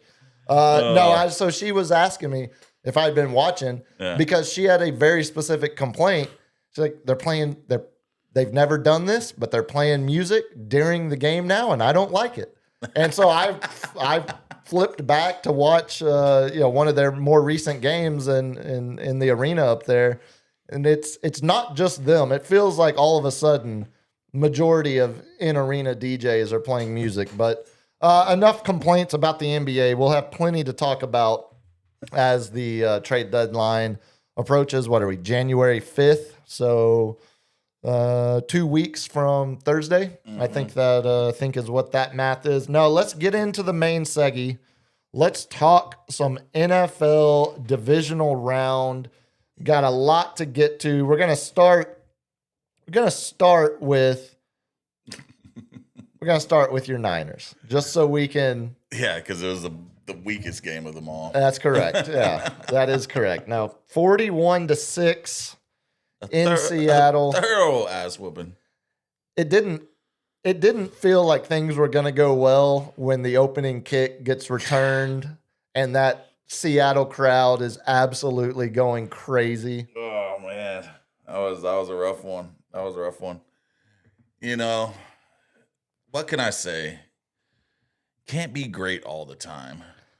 I will give you this. Watching that game, I obviously your Niners more money on the injured list than any team in the league. Yeah. I mean, it was a mash unit going into that game.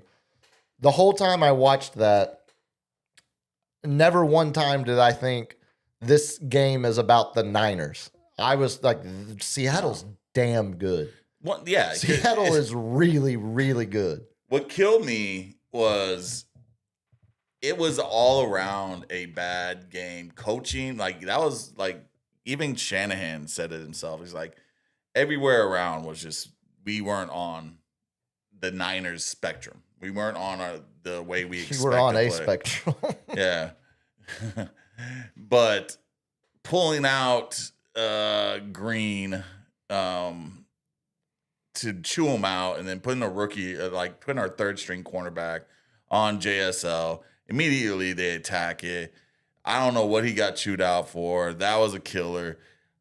I'm pissed at the refs. They did get that timeout call, but they let the play go on our 4th down play in the very beginning of the game, and they got to see it. And then we do some stupid trickery play trying to run a option with Juszczyk and Christian McCaffrey on the short side of the field. That makes no sense to me. Not a whole lot of Then sense. McCaffrey gets a stinger where he can't sit there and raise his shoulder above, so he's not running and catching the ball at the same level. Tonjes fumbles the ball. Well, he had a couple of Yeah. balls that should have been caught too. Yeah. I mean, he had a couple passes that just hit right I in mean, his Bella hand. Danger would have caught those balls. Yeah, there you But go.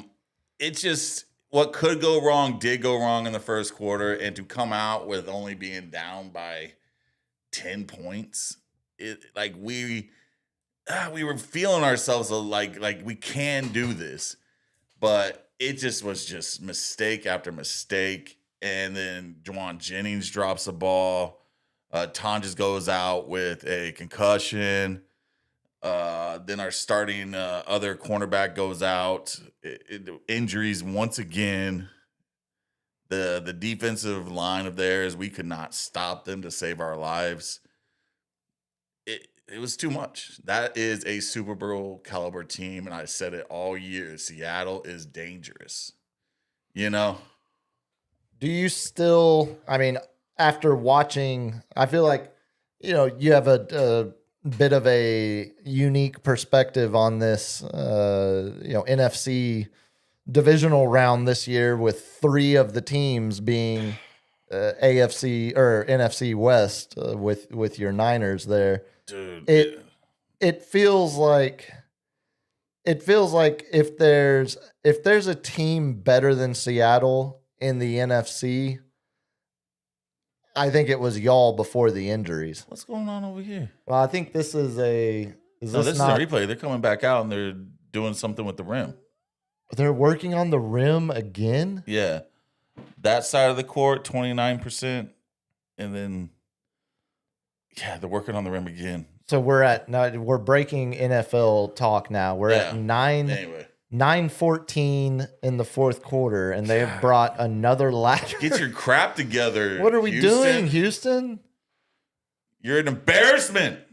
Anyway, okay, back to the Niners. 41 seconds of. Oh, LG, that's that same poor guy. Well, yeah, there.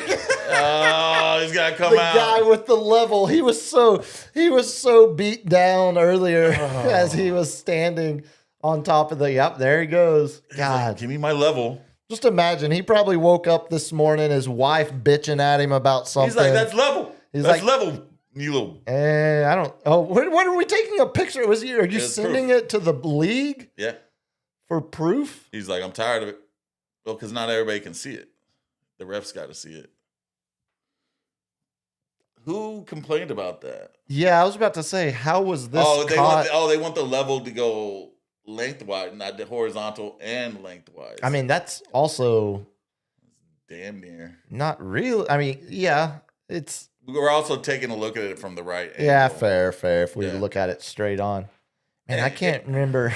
Anyway, do we really need to get in the fact that, like, I know you guys are going to miss the fact that I come in here so cocky and the Niners are just, my team because I had hate for a stepfather.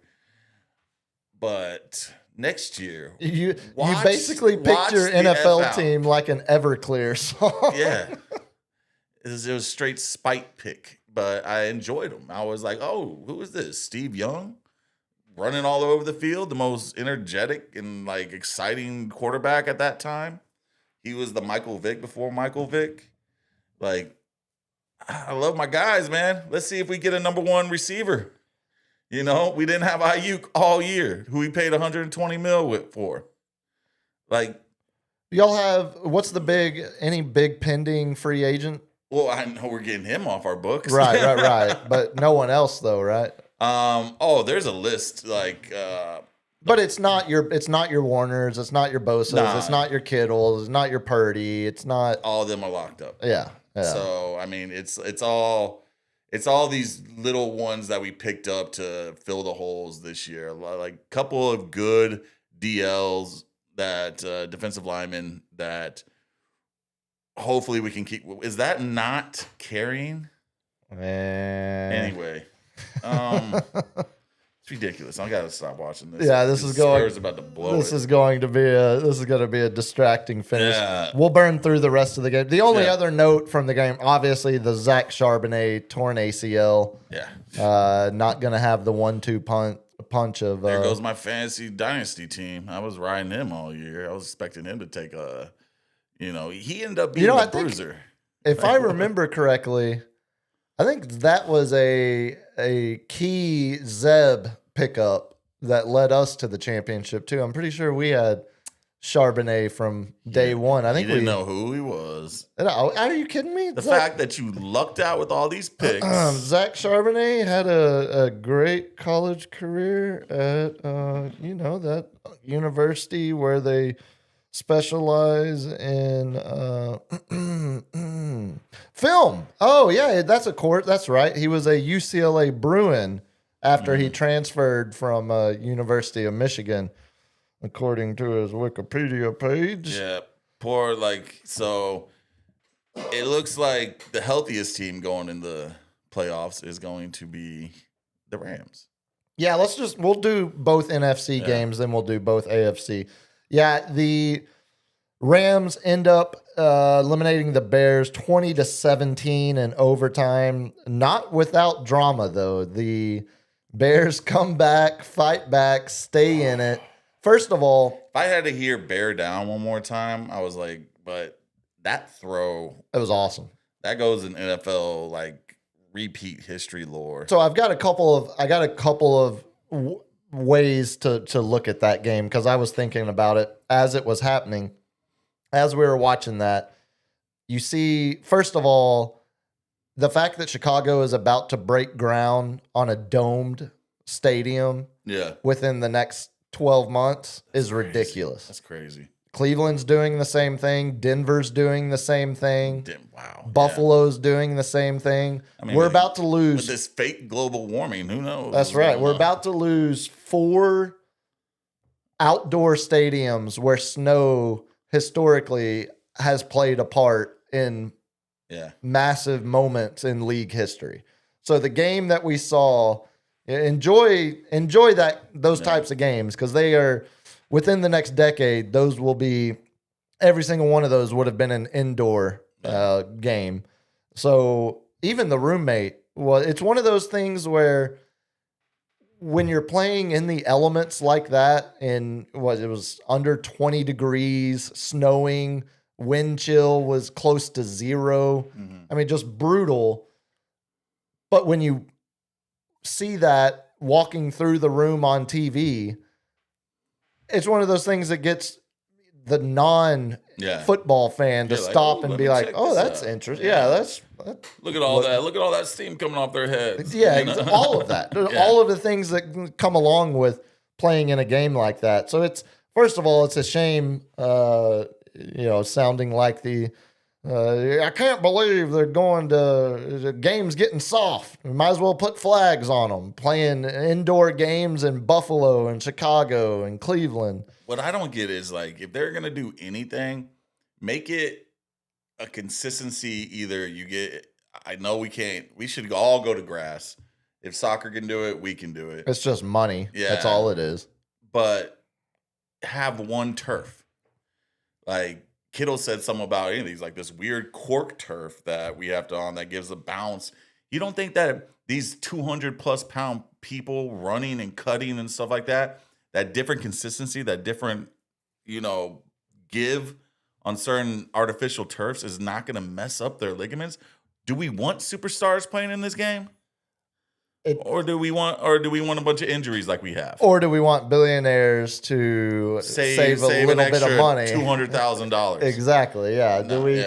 Do we want the Walton family, the owners of the Denver Broncos? Do we want them that own every Walmart in America? Yeah. Do we want them to save a little bit of money, or do we want a better football product on the field that also potentially is safer for the players? No, I completely agree. But again, it's the money that comes back. The question I had you saw Caleb Williams make that throw. The Bears tie the game at 17. We go to overtime. Bears win the toss and choose to kick. Yeah. Yeah, that's what you're supposed to do. I understand that's the answer everybody gives now, that's what you're supposed to do, and the data says that's what you do. But as you and I have discussed in great length multiple times, if you believe in momentum, you just scored to tie the game, crowd's going crazy, that defense is worn out.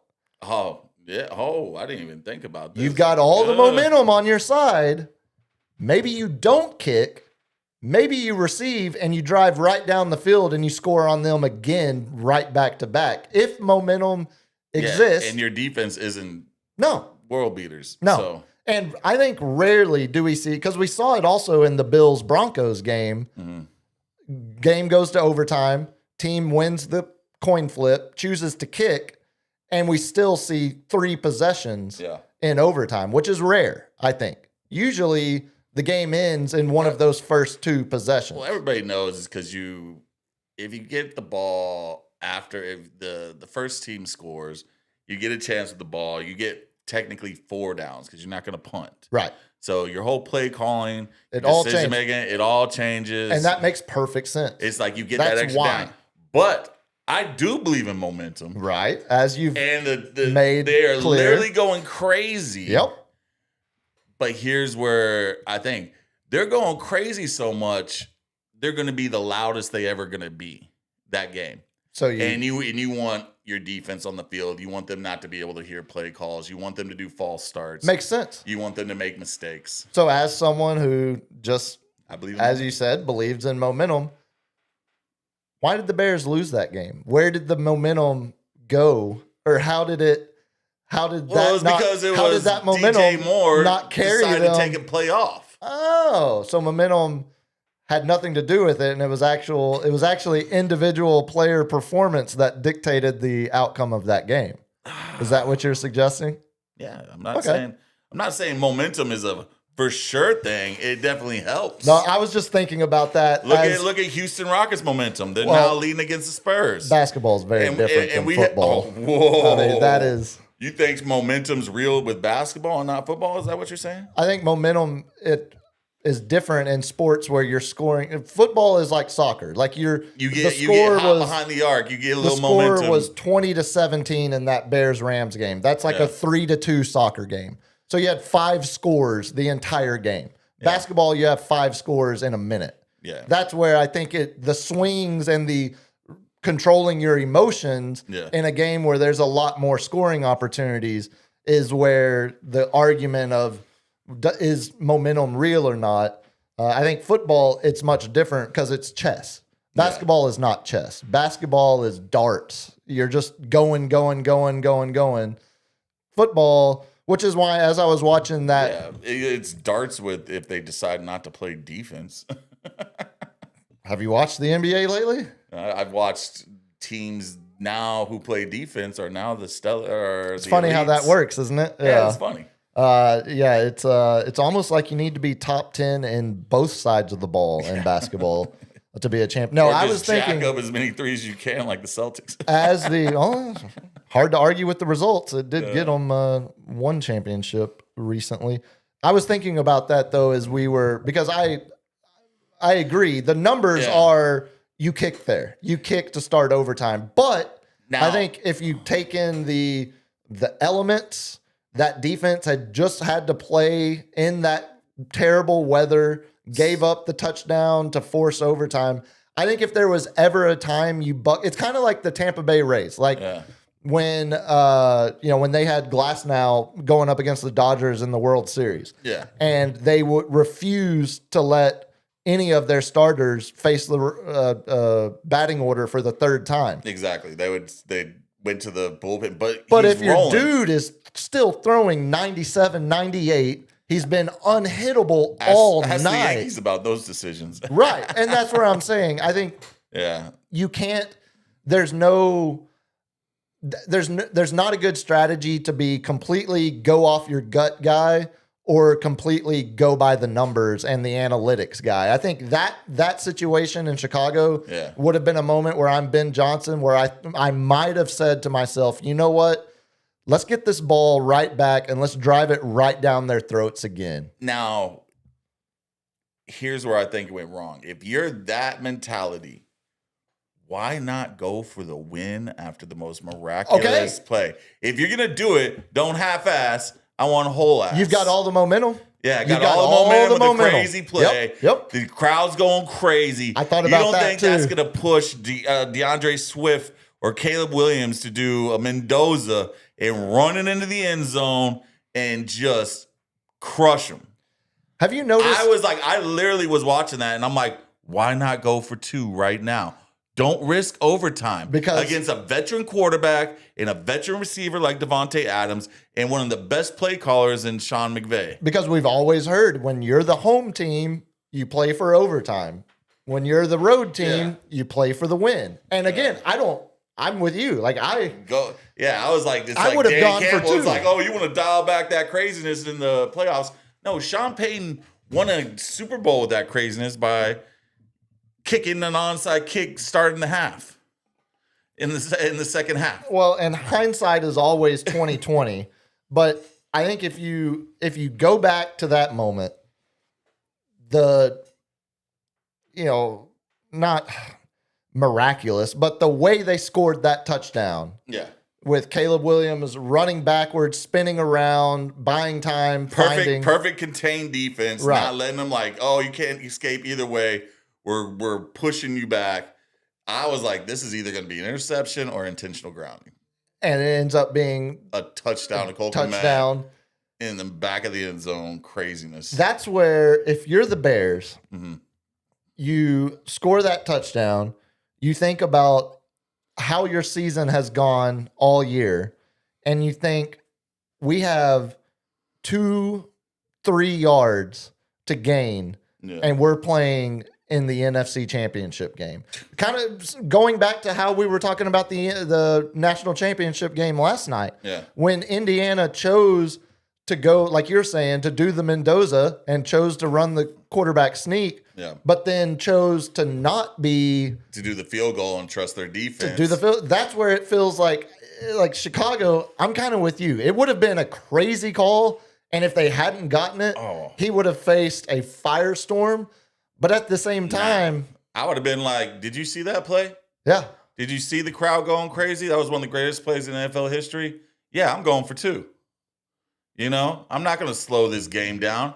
I'm cranked. I'm jacked. I'm all hopped up on Mountain Dew, Chip. I'm going to attack you like a spider monkey. Yeah, it's interesting that we had 2 games go to overtime, and both of them, it really didn't matter a whole lot who won the coin toss, because both teams forced 3 and outs and then got a stop on the second possession. And both teams were facing weather conditions. Yeah.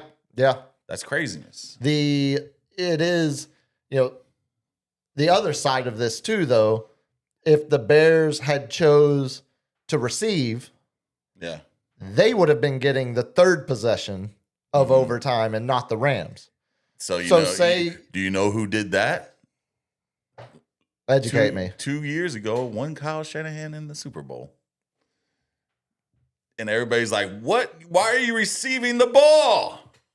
Because I Because he was thinking of the third possession. want 2 cracks at this, and I trust my defense to get 1 stop. Yeah, exactly. I think there's, again, I understand the numbers. Here's my thing. I don't want to go to overtime. No. I don't like remove that as an outcome altogether. unless they change the rules to college overtime, which they should, and they're being petulant children, not doing. Man, we really gonna lose this game. It sure looks like it. Come on. We need a score right now. There you go, Wimby. Nope. Get the ball. Shoot it. Oh, And And now that's- the foul game starts. Yep, it's and they done. foul KD. God. Not Not Houston. No, I think there's looking at the way these overtime games played out, I think it's a perfect example of the analytics are going to tell you one thing. Mhm. Your gut is either going to agree with it or not. But there's sometimes you should listen to your gut if it says, think- I've got a feeling we're going for 2 here, or we're getting the ball first in overtime, or Did a reporter ask him that? Did you consider going for 2? I didn't hear the it. crazy play? I didn't don't know. hear- I'm just curious because I'm like Ben Simmons. You seem like a gambler. You seem like you like trick plays. It seems like you got. sometimes I know who you're talking about, but sometimes Ben you Simmons. shoot my wheels Damn off it. because now I'm thinking about, Ben Simmons, you know what he's doing now? Sitting at the couch. He's in a professional fishing league. Yes, that's why I'm like, the hell does Ben Simmons and his fishing have to do with the Chicago Bears? What's his name? Ben Johnson. Ben Johnson. Yeah. God. I hear what I want to hear. Benjamin Johnson. Ben Johnson. It. was Ben nice. Johnson starred in Bella Danger. That was exactly. That was nice unison. You got anything else for the NFC games before Nah. And the NFC games weren't all that cracked up to be either. No, we'll start with Bills Broncos because I think it has the most storylines coming out of it. Yeah. Bills lose in overtime to the Broncos 33-30. Some questionable, one really questionable pass interference call, but it wouldn't have mattered because there was roughing the passer on the play anyway. And then the other, that's the one. It ends up leading to the Bills player, taking his helmet off, slinging it around. Was that Patrick Surtain? No, it was the Bills guy. Oh, the Bills guy. Oh, yeah. Whoever got called for that second pass interference play in overtime. Poor Josh Allen, man. You just gotta. Is it really poor Josh Allen though? Dude, Josh Allen he has seems no to, line that protects him. Shakir is their number one receiver, maybe? Yeah. It's like poor Josh Allen, like poor Brock Purdy, like Christian McCaffrey's got a stinger. What are you gonna do? You know what I'm saying? Like you don't have Kittle, you don't have Ayuk. Pearsall's a shadow of himself right now. Cook had a big game. Yeah, and that's what would need to happen in elements like that. But just should have got a shot at the end, man. Are you as surprised as most seem to be that this loss cost what's his name, McDermott, his job? No, Sean McDermott. absolutely not. You hire another offensive, great-minded coach. What if Josh Allen's still in his prime, still got 6-7 more years. You got to do something. If you're a Bills, you're just dangling, but you have to get him a number one receiver. Yeah. There's nothing out there more important than that. You got to get him a true number one. Well, and this is why I say, you dismiss the idea that McDermott, shouldn't have been fired. If you read the reporting or believe the reporting that you read, it seems like a week and a half ago, Sean McDermott had a meeting with the Bills general manager and the Bills ownership. And in the meeting, he expressed to them that the rosters, it's just not good enough. It's just not a Super Bowl contending roster because we don't have that number ran one off wide Stephon receiver. Diggs? We don't have, well, that might have Wasn't been. that McDermott? It might have been Sean McDermott and his 9/11 references, the motivational speeches he gives the team that don't really move the needle a whole You gotta lot. know your audience, buddy. Yeah, it feels like if you're a Bills fan, you probably are saying it's time to move on and try something different because all of the years it had always been, well, they can't get past the Ravens or they can't get past the Chiefs. Well, this year it was just they can't get it done as currently constructed. So it doesn't surprise me, or it's not as surprising to me that he was let go. Because we were even talking about it when we were talking about their game against Jacksonville in round one, how McDermott had never won a road playoff game as head coach of the Bills. Yeah. And they almost lost that game. Yeah. But the only playoff games he faced was all that loss on the road was. Yeah, they were Patrick 0 Mahomes and 5 and on Joey the road, Burrow. I think it was. Yeah. Is that right? But I mean, there's not really much to take away. I do not want to root for Boston anything. My Yankees heart does not beat for Boston. You mentioned quickly the Bo Nix injury at the top of the show. Yeah. Seemingly injured third to last play of the game. Oh, it was second to last. Second to last play. Ends up having a broken, something broke in his ankle. He's now out for the playoffs. I joked Jared Stidham, former Stephenville Yellow Jacket from up around my hometown, is shout out Wes. Wes knows where Stephenville is. Cowboy capital of the world. He'll be playing as the starting quarterback, seemingly. He just dunked on it so nasty with 1 second left. He might as well. I wonder what the spread was on this game. There was some instant rumor, or not instant rumor, but instant talk online. Technically, the Broncos can sign any person who has not played for another NFL team this season. They went out and they brought Ben DiNucci back to the practice squad. So the Nooch is back. The Nooch is on the practice squad this week in Denver. Like, did they talk to Brady or something? Imagine Tom Brady coming off the couch. Imagine with that defense. I don't think Brady can do it because he's a part owner of the Raiders, and I think that counts in terms of affiliation, Yeah. Sean Payton. It's the same offense he ran in New Orleans all those years. Hey, Drew can't throw it past 10 yards. You think Jared Stidham can do much better? He can throw it past 10 yards. We'll see. We'll see come Sunday. You have forgotten what Drew Brees looked like in his final season. It was Peyton Manning. You're just hurting watching him and just hoping that the defense just carries them, which it did. Well, who's to say? Again, I mean, that could be exactly what Denver does.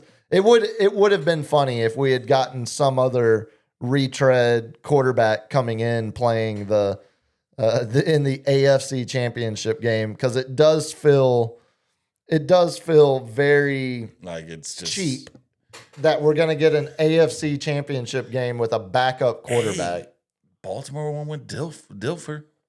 And Tampa, he was a starter, though. Brad Johnson was a starter in Tampa. I see where you're going. Nick Foles is the one example. Nick Foles, but he ran the table. I mean, replaced Carson Wentz when Wentz was hurt, and it was as Wentz was having a top 3, top 5 MVP year until the injury. I mean, Denver did put it to one of the best defenses out there.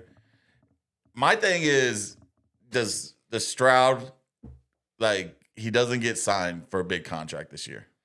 In my mind, no way. So he's going to have his 5th-year option picked up. He's going, then this is the prove me year. And this is the point where shifting gears now to the Texans-Patriots game. Patriots win 28-16. You're good. the CJ Stroud question is the biggest question coming out of that game. Yeah. Looking at quarterbacks that have been in his position recently, we saw Daniel Jones in New York have the 5th-year option picked up. He went out and balled out, and they gave him the massive contract that they eventually moved off of Yeah. because they didn't like it. And then Indiana Jones showed up. Right. And then he revives his career. We've seen it play out the other way where Cleveland gives Baker Mayfield his 5th-year option, but then they decide to let him walk. And we've seen, what Baker's done since leaving. So the CJ Stroud one's really, really interesting because there's just no way you can commit the massive deal to him without seeing more football. You have 2 years, a ticking clock on that defense, and it's 2 to 3 years because you're going to have to, just like what happened to the Niners this year, Dre Greenlaw, Hufanga, Ward, the couple D linemen, Kinlaw. You're going to get gutted once you pay your quarterback. We lost half our starters on defense because we cannot pay them all. See, this is what pisses real quick on a side tangent. Yeah. I haven't mentioned the Cowboys in a while, so I'll do it here. You weren't supposed to mention them at all. This is what drives me insane about the way the Cowboys are run, because you just listed 7 guys that y'all lost, but you retained Bosa, you retained Warner, you retained McCaffrey, you retained your quarterback, you retained Ayuk, even though it went south on you, but you still gave him the money. Yeah. So you lost 7 guys, but you retained 5. The Cowboys make the scenario a binary one where it's like, well, look, we won't be able to sign anybody if we sign Micah Parsons. Yeah. Like, we won't be able to do any business whatsoever. Like, no, you still can. Like, you see the teams that are consistently winning do it. You see Philly do it. You got to tinker with all them, but you got to have those key linchpins. How about Denver? Oh man, how will Denver ever recover from having to eat all of that dead money from cutting Russell Wilson? Oh well, now they're playing in an AFC Championship game. Yeah, because they got a rookie quarterback on a rookie quarterback deal. How will the Rams ever get back to a Super Bowl after those picks, trading all those picks? Well, they're going to be. Adams takes a sweetheart deal. They're going to be terrible. My point exactly. There is always a way, but if you create this narrative that it's only one choice or another, it's like you're setting yourself up to lose already. 1,000%. But they're setting themselves up to save money. Yeah. Versus teams that actually are trying to win by spending it. Sorry for the Cowboys tangent. No, the CJ Stroud one, it's going to be really interesting because after the rookie season, who's the last quarterback we've seen have such a good rookie season and such a bad sophomore season? I mean, Jaden Daniels this year because of injury, but you can't. I mean, that doesn't really. Nah, you got to go with not a rookie to a sophomore. You got to go like a rookie to your 4th year. Because you're gonna have a downward spot. It's not gonna be a steep fall. It's gonna be a gradual fall. CJ Stroud was posting on Instagram that he was the 5th best quarterback in the league this time last year. And he put up the numbers for it. He did. That's what I'm saying. And where you at now, buddy? Right. That's where I think. But he has all that money that they their line was gutted due to injury, and he's running for his life. So yeah, it's nice and cushy when you got a pocket to throw it from, but when you got to sit there, and it's not like Laramie Tunsil was the best. Do they fire the lineman? Do they fire the offensive coordinator? You get someone in there younger, more from college to sit there and. Because Stroud's still young. Someone a little more exotic. Oh, yeah. Again, he's only in year 2. Dell's going to come back if his leg is not completely. Yeah, that's a scary one. Yeah, that's like a Teddy Bridgewater type. That's what I was about to say. Or a Alex Smith. God. Yeah, man, poor buddy. There's some bad ones. Yeah. I'm not sure what to make of. It feels, if I'm the Texans. Yeah. It's a grass is not always greener situation, because look around the league right now. We see Baker revived in Tampa. We see Darnold revived in Seattle. See Indiana Jones with the Colts. We've seen these quarterbacks that have shown you early in the career they actually can play the position. Yeah. But you potentially gave up on them too quick. Yeah. Like, I mean, Sam Darnold, I don't think Sam Darnold would have ever become this Sam Darnold if he had stayed with the Jets his whole career. No. But Absolutely not. I don't think you can say that about the Texans organization. Like, they're not going to run a quarterback like the Jets would. It takes that offensive coordinator or that head coach to get to him. Like, look at Tua, how just washed he was before McDaniels. Is it Mike McDaniels? Mm-hmm. I didn't want to get the name wrong. Mike McDaniels came and just gave him that confidence. Look how washed Darnold was until Shanahan came in and was like, just do this. Think of it like this. Scheme it like this. This is how you slow down the pocket. Look at Brock Purdy. He was a great quarterback in Iowa State, but he was no, Super Bowl leading quarterback. Right now, I got to put Purdy in the top 7. Like, the kid can throw and whatnot. He makes great decisions. Anyway, I'm not going to go with my fandom now. And then Sam Darnold, and then you got Mac Jones, who's going to start somewhere next year. That ain't happening. You don't think he's not going to start? No, not at all. You don't think Denver picks up Mike? He broke his ankle. Who broke? Like, you don't think Kansas City takes Mac Jones? And he because Mahomes is going to be out for like the first, like someone's going to reach for him. Maybe. You're just trying to speak that into existence because you want draft capital for him. Give us some draft. I think the Texans right now are more invested and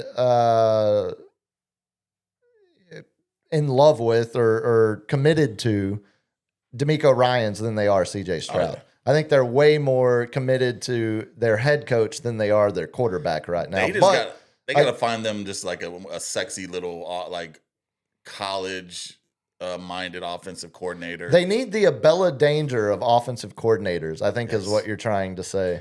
With a lot of accolades, a lot of work, a lot of baby oil on the NFL coaching carousel. Do you think there's any regret from someone like Kevin Stefanski taking the Falcons job and then immediately seeing the Bills job become available? Nah.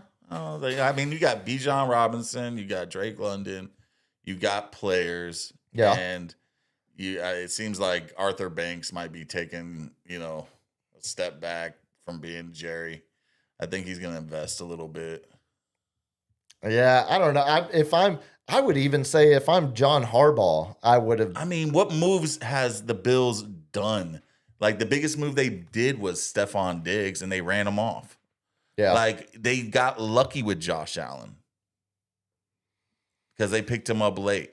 Like, that he's the only thing that's keeping that team relevant. But it's also the most important position in all of sports except goalie in hockey. Exactly. And if you have that guy at that position, but it wasn't a 1-1. You figure, but that's what I'm saying. But right now, if you're Stefanski and you're going to Atlanta, you're talking yourself into the future of Michael Penix Jr.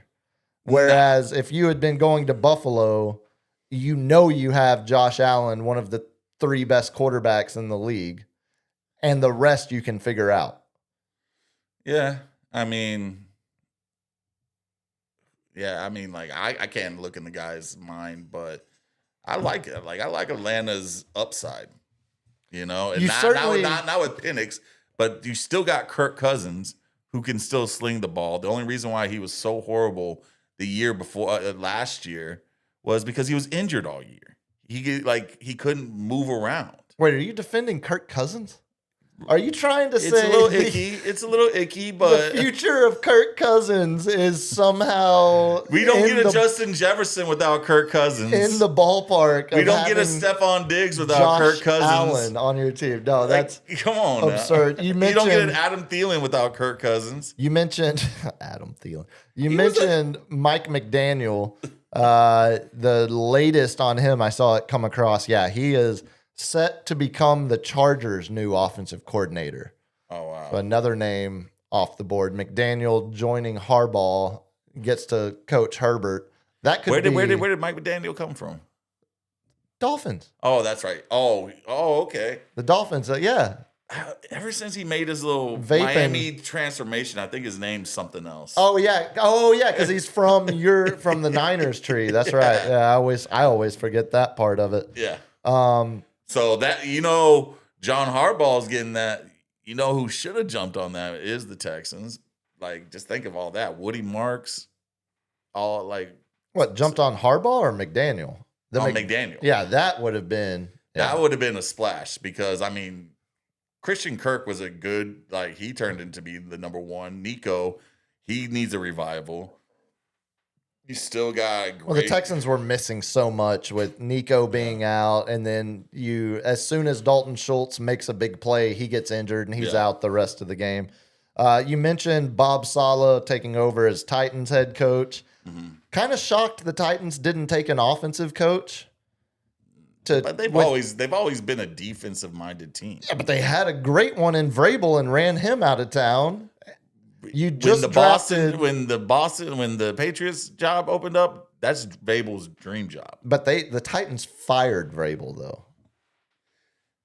They chose to get out of the Mike Vrabel. Was it's one of those, hey, suck my D. It's like, hey, you're fired. Thank you. I don't think possibly. I'm pretty certain that's not how. He's I quit. No, I fired you. Yeah, first. exactly. I was about to say this is not.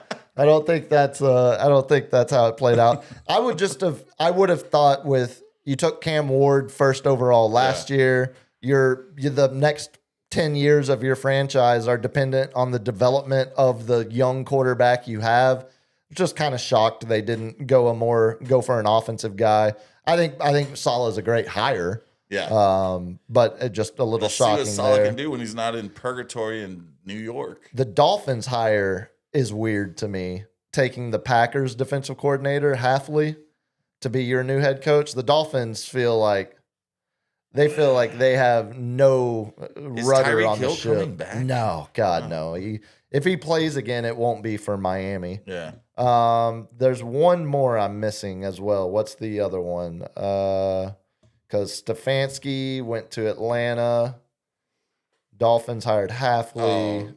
Titans got Saleh. Harbaugh, the other Harbaugh went to New York. Yeah. We called that one. Yeah. I guess that's it. So the openings left now are Vegas, Cleveland, Arizona. Mm-hmm. I think they're gonna go get some college coaches. There's more. There's more. There is more. Yeah. What is the Bills? Yeah, there's still 6. Oh yeah, the Bills. Yeah. So there's 4. What's the other big one we're missing? Green Bay, Minnesota, no. Tennessee hired Cardinals. Baltimore, yeah, with replacing Harbaugh and Pittsburgh. And the Steelers. That's the other big one. Yeah. Still some good jobs. God, I mean, some really good. Maybe they're just gonna move some people up and tank a year just so they can get out the middle for Pittsburgh. Yeah. It feels like this. If there's ever a time, Mike McCarthy's name keeps getting floated. He's a Pittsburgh guy. Yeah. If there's ever a time to just do a full reset, it's probably this year with the Steelers. Just put an interim head coach in there. So that leaves us Sunday. We will have Patriots at Broncos with backup quarterback. Thank God they put that the first game. And Rams at Seahawks. I'm so tired of watching NFC West teams. I should also say you officially locked the winner. I will tell you of the picks. I don't know what the. You only had to get one correct. Yeah. This week, and you got it in the first game we picked. Okay. So we didn't need any more. That was it. I was gonna say honestly, I had because we picked the 2 Saturday games were Bills, Broncos, Niners, Seahawks. And the very first one, you picked Broncos and they covered. And so it was over. So I win. That's it.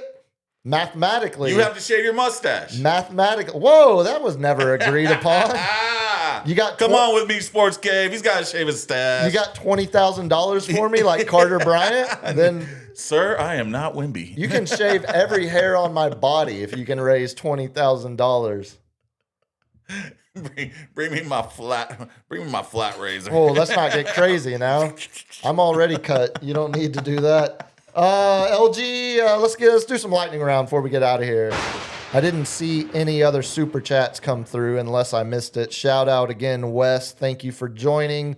Level 1 member. Thank you, Greg. Yes, happy National DJ Day to LG and to all of those who celebrate. Spurs drop a wet fart of a game in Houston as we were talking NFL there, but still, Greg, yeah, go Spurs, go. Lightning round. Let's talk some baseball real quick to start it, because a couple of storylines, baseball related, came out. We'll get to the good news or pseudo good news first. Two individuals, two former Ranger legends, former Texas Ranger greats, will be joining Jeff Kent in this Hall of Fame class. Andrew Jones, center fielder, and Carlos Beltran. Do we know? I like how you say Texas Rangers, but we know Andrew Jones from the Braves. And Carlos. Oh, did he play in Atlanta? You know he did. And Bellinger from the Astros. Well, Beltran, my bad. you got Bellinger on the brain from your own tribulations. Yeah, the Carlos Beltran one, I think that one was pretty clear. He was going to hit the threshold this year unless people wanted to hold the cheating, the trash can allegations against him as, any part of the ringleader of that.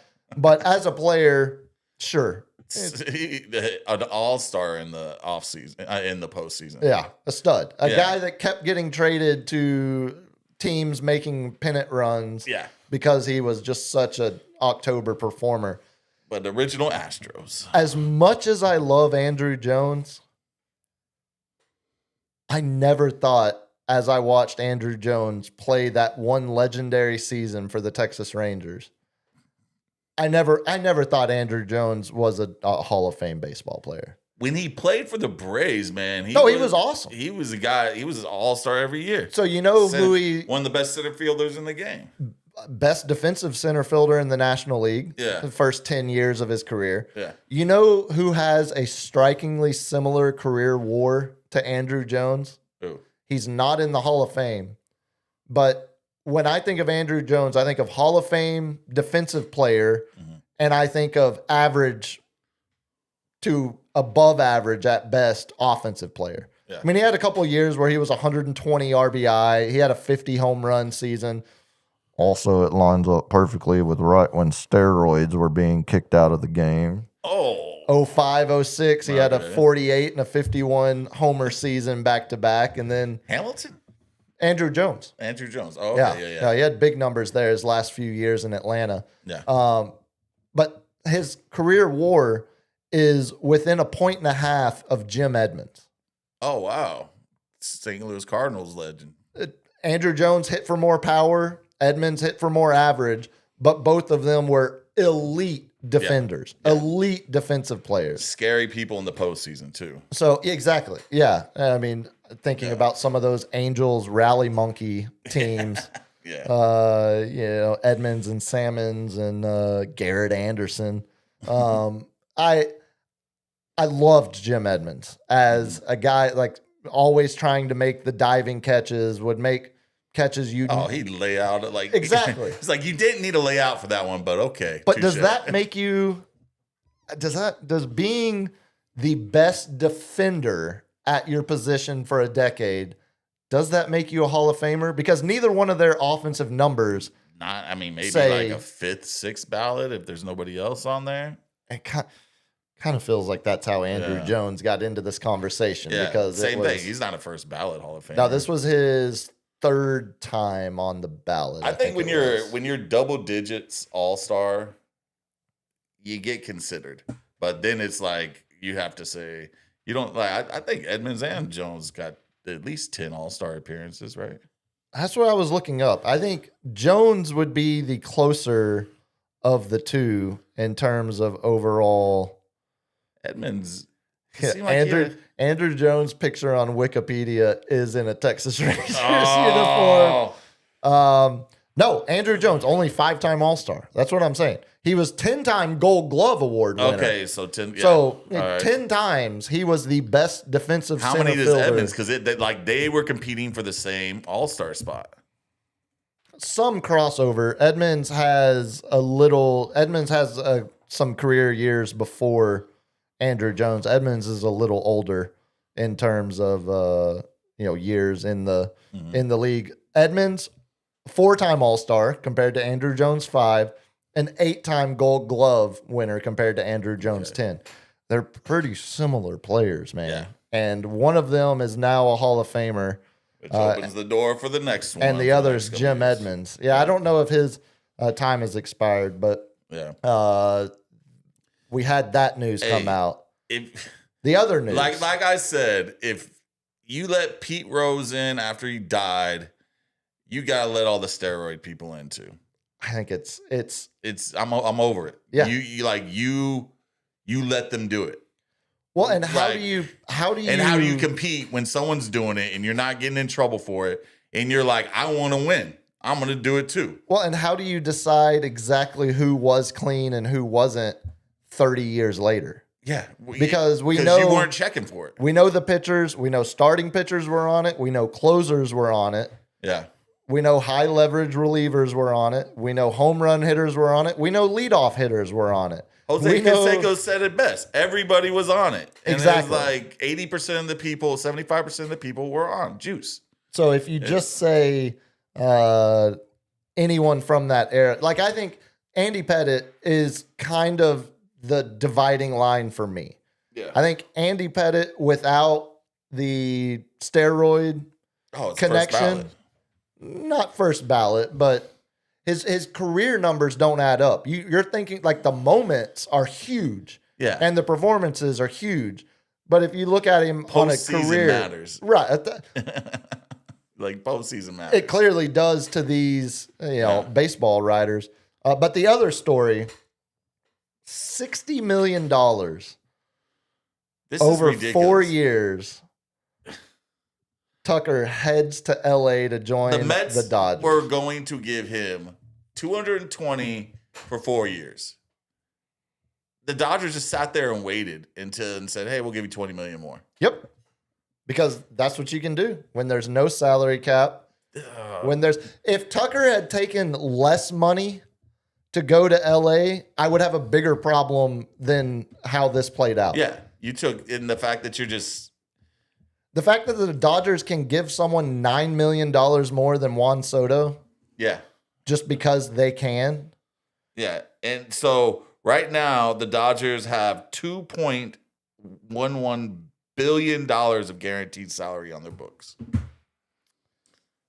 That's worth more than some baseball teams. Sure. I'd probably say it's worth more than a dozen baseball teams. That's probably more than. Welcome to lockout 2027. See, and this is You where. guys ruined it, LA. You blew it. But why, if devil's advocate, why There's not a rule against it. exactly? Why we didn't care when your team and my team in the 90s were just outbidding each other Yeah. for NFL players, and the rest of the league just had to sit there and watch guys bounce back and forth between the two best And organizations. y'all ruined it when you did it with Deion Sanders, and so But again, you want to sure, okay, fine. Like, he did. okay. Right. But what ruined what? All it was You just manipulated the system and said, "Hey, we're going against the grain." right. Since you're telling me I can't do this legally, you trumped up the league. The Dodgers trumped up the league. Just because there isn't a rule against it doesn't mean it's right. The Yankees. I can't say much because the Yankees. But this is not. Yeah, Yeah. so this is not. We're not we talking. gave Alex Rodriguez, like, if you're gonna give that much money, do it within the standard of a $30-40 million. But you gotta take that kid for 10 years. And what was Rangers? A-Rod was 13 years, 252 million. Yeah, I think it was yeah. something like that. Like that's where I'm like, okay, you're gonna get his prime, but you're also gonna have to be on the books, not during his prime. That But- used to be the trade-off. Yeah, that was the trade-off. That was the unwritten rule. But again, Soto, don't even you get want all me- this money? You hit 15 years. The biggest problem- You stuck with me for 15 years. the biggest problem with baseball is quote unquote unwritten rules, because that you know what Yeah. unwritten rules are? They're nothing. They're nothing. They're nothing. You're gonna sanction me with your armies? Exactly. Oh, you don't have an army. Oh, that's right. Then you should shut the. That's up. right. See, that's where I think a lockout feels inevitable, Yeah. but I also don't blame the Dodgers for doing this, because why would this Why is would what I blame always the say. team that made the lockout. Well, it's not, they didn't make the lockout. The rest of the teams not spending money made the lock. It's not the fact that the Dodgers are doing what they're doing. It's the fact that the rest of the league is not competing They with them. can't. But yeah, they can't. You're telling me the Dodgers ownership group is the only group of baseball owners that can spend as much money as they are. They're the only team. They make that much money because they go deep runs in the playoffs every time, and that's where they get like a large. And they sign chunk. Japanese players that they can market to the West Coast. Right, Yeah. right. So if you sit there, like, you got to give them some other chance. So the Dodgers must be the most valuable sports franchise in all of baseball, then, right? I don't want to say top 5. Oh, who are the other 4? Cowboys. No, I mean in baseball. You already know. I know. When you win 27 championships, you're valuable. So what's stopping But we the did. billionaires owning the Yankees from spending money like the Dodgers? Brian Cashman, you need to be fired. What's stopping Unless we get Scooball or what's stopping the Red Sox, John Henry and Fenway Sports Group from spending money like the Dodgers? What's stopping right now? they the don't want a Mets- lockout. They don't want a lockout. That's the whole point. That's not why. It's the whole point is to not spend I their blame the money. Mets and I blame the Dodgers. And that's cute. That's cute. I blame That's realistic. I blame the other billionaire owners that are choosing not to compete and crying, "We need a salary cap. All This right. isn't fair. We're gonna This revisit isn't this. fair." We're pushing 30 minutes over past All due, right. and we know we can do it. Hit me, LG.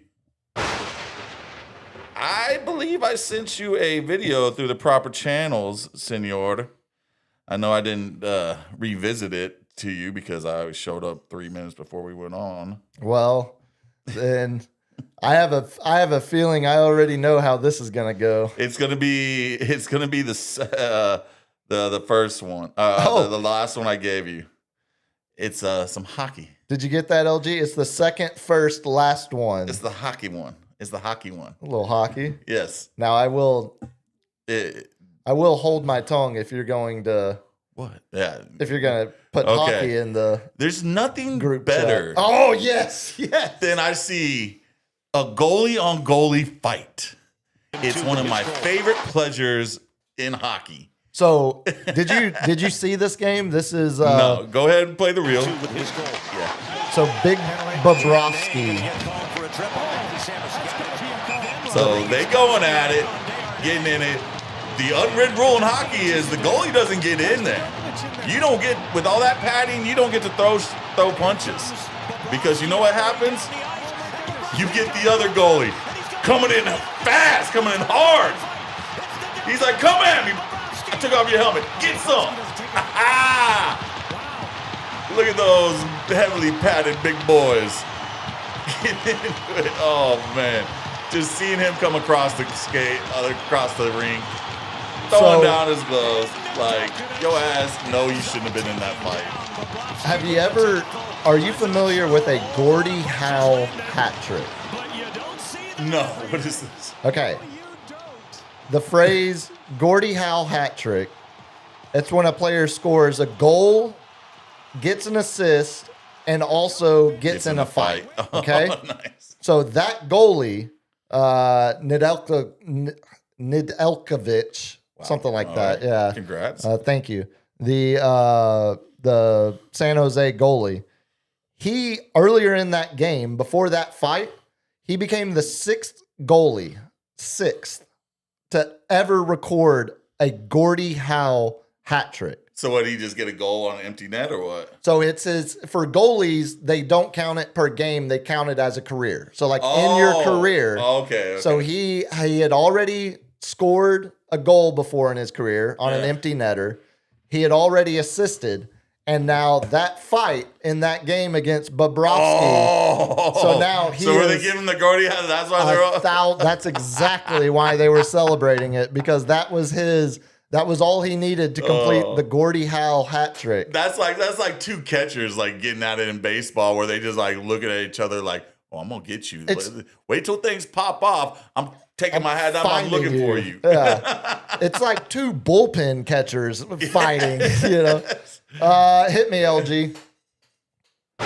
As LG scrambles now to play another video in quick succession, I will stall time like the professional I am and talk about some of the late night sports that was on TV this past weekend. I don't know if it was one of those rare weekends. We're going to close with the video I sent you here in a second, LG, but it was one of those rare weekends where there were multiple sporting events taking place overnight. So like you could close down the bar, go home, 3 a.m., you're sitting there in the afterglow, and you had live golf or live tennis to choose from. We had the beginning of the Australian Open. Oh, I love me some Australian. First week, I love the Aussie, dude. It really is like, I might like tennis more than I like football. Oh, if we're being honest. I love tennis. It's all geometry, but It's so fun. Come on, It's so football. great, dude. Watching when you see a what did you break? When you see a high level, yeah, just do the show, bitch. When you see a high level tennis match, he's shaking his head in there. it is a. Well, luckily I know what it is, and it's nothing too bad. Whenever you're ready, LG, we'll close out with that video. But we had the DP Tour, the Bella Danger Tour, the golf, European golf was on overnight. We had the PGA Tour opening with the Sony Open in Hawaii. That was on late. And then we had the Australian Open tennis. But something, I've mentioned it before, I bought the roommate Harambe? zoo passes. This is Harambe? This is our zoo. This is the San Antonio Zoo. This is the new gorilla exhibit. It's not my video. The zoo put this out. They have one specific gorilla that loves popcorn. Oh God! Not a bit. Not doing it. He scarfs it down, dude. Like it's like Yes. Oh, buddy. that is not far off from what I looked like during Texas OU weekend.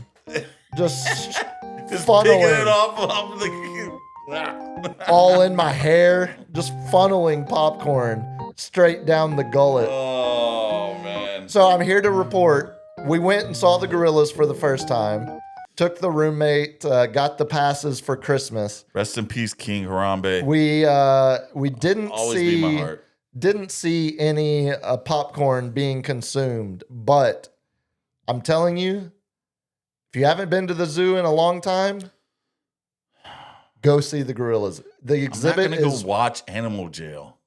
It's not Animal Jail, dude. It's how they conserve the free all numbers them. in the wild. That's not Free them how. all. You, Free them all. what do you think the purpose? Do you think zoos are still run like the 1920s? Or it's like, hey, look, Once we you got see a a bad zoo, you can't unsee it, we got man. a American alligator here. You see? Don't get too close, kiddos. They'll take a finger. Right here next to it, we got a kangaroo. Have you ever been to the alligator parks in Louisiana? There's no one there. You just walking You just around go. mosquito field things. The alligators will start crawling up to you. It's not good. I'm telling It's you, not you're good. fine. Go support your local zoo. The gorilla exhibit is amazing. Cap, tell the good people how to get a hold of you. Let's get out of here. The Captain's Chair 210 on Insta and X, and you can hit us up on sportscave.live on everything. Every single platform. LinkedIn, like Fernando Mendoza. I don't think we're there yet, but I don't know what you just said, little kid. you haven't followed the Fernando Mendoza. He doesn't have any Oh, does social he? media. He just uses LinkedIn. Good job. Good job. I figured that'd be something. Keep your footprint small. I figured that'd Don't be let something AI get you. you would support. LG, start the music. Let's get out of here. You can find me on X at Biggest Puma, Instagram biggest.puma. I am hosting for Andy tomorrow on Ticket. Tune into that 4:00 downbeat, and then we will be back here Thursday night. Hey, little kiddies. We're gonna be here previewing the NFC Championship and the AFC Championship. So tune in. Y'all be good. Peace. God. Thank you, Mr. Know-It-All.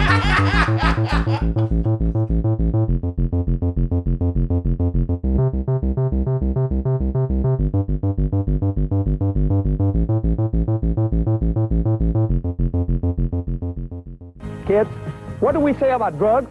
Only thugs use drugs. They don't do drugs. Yeah!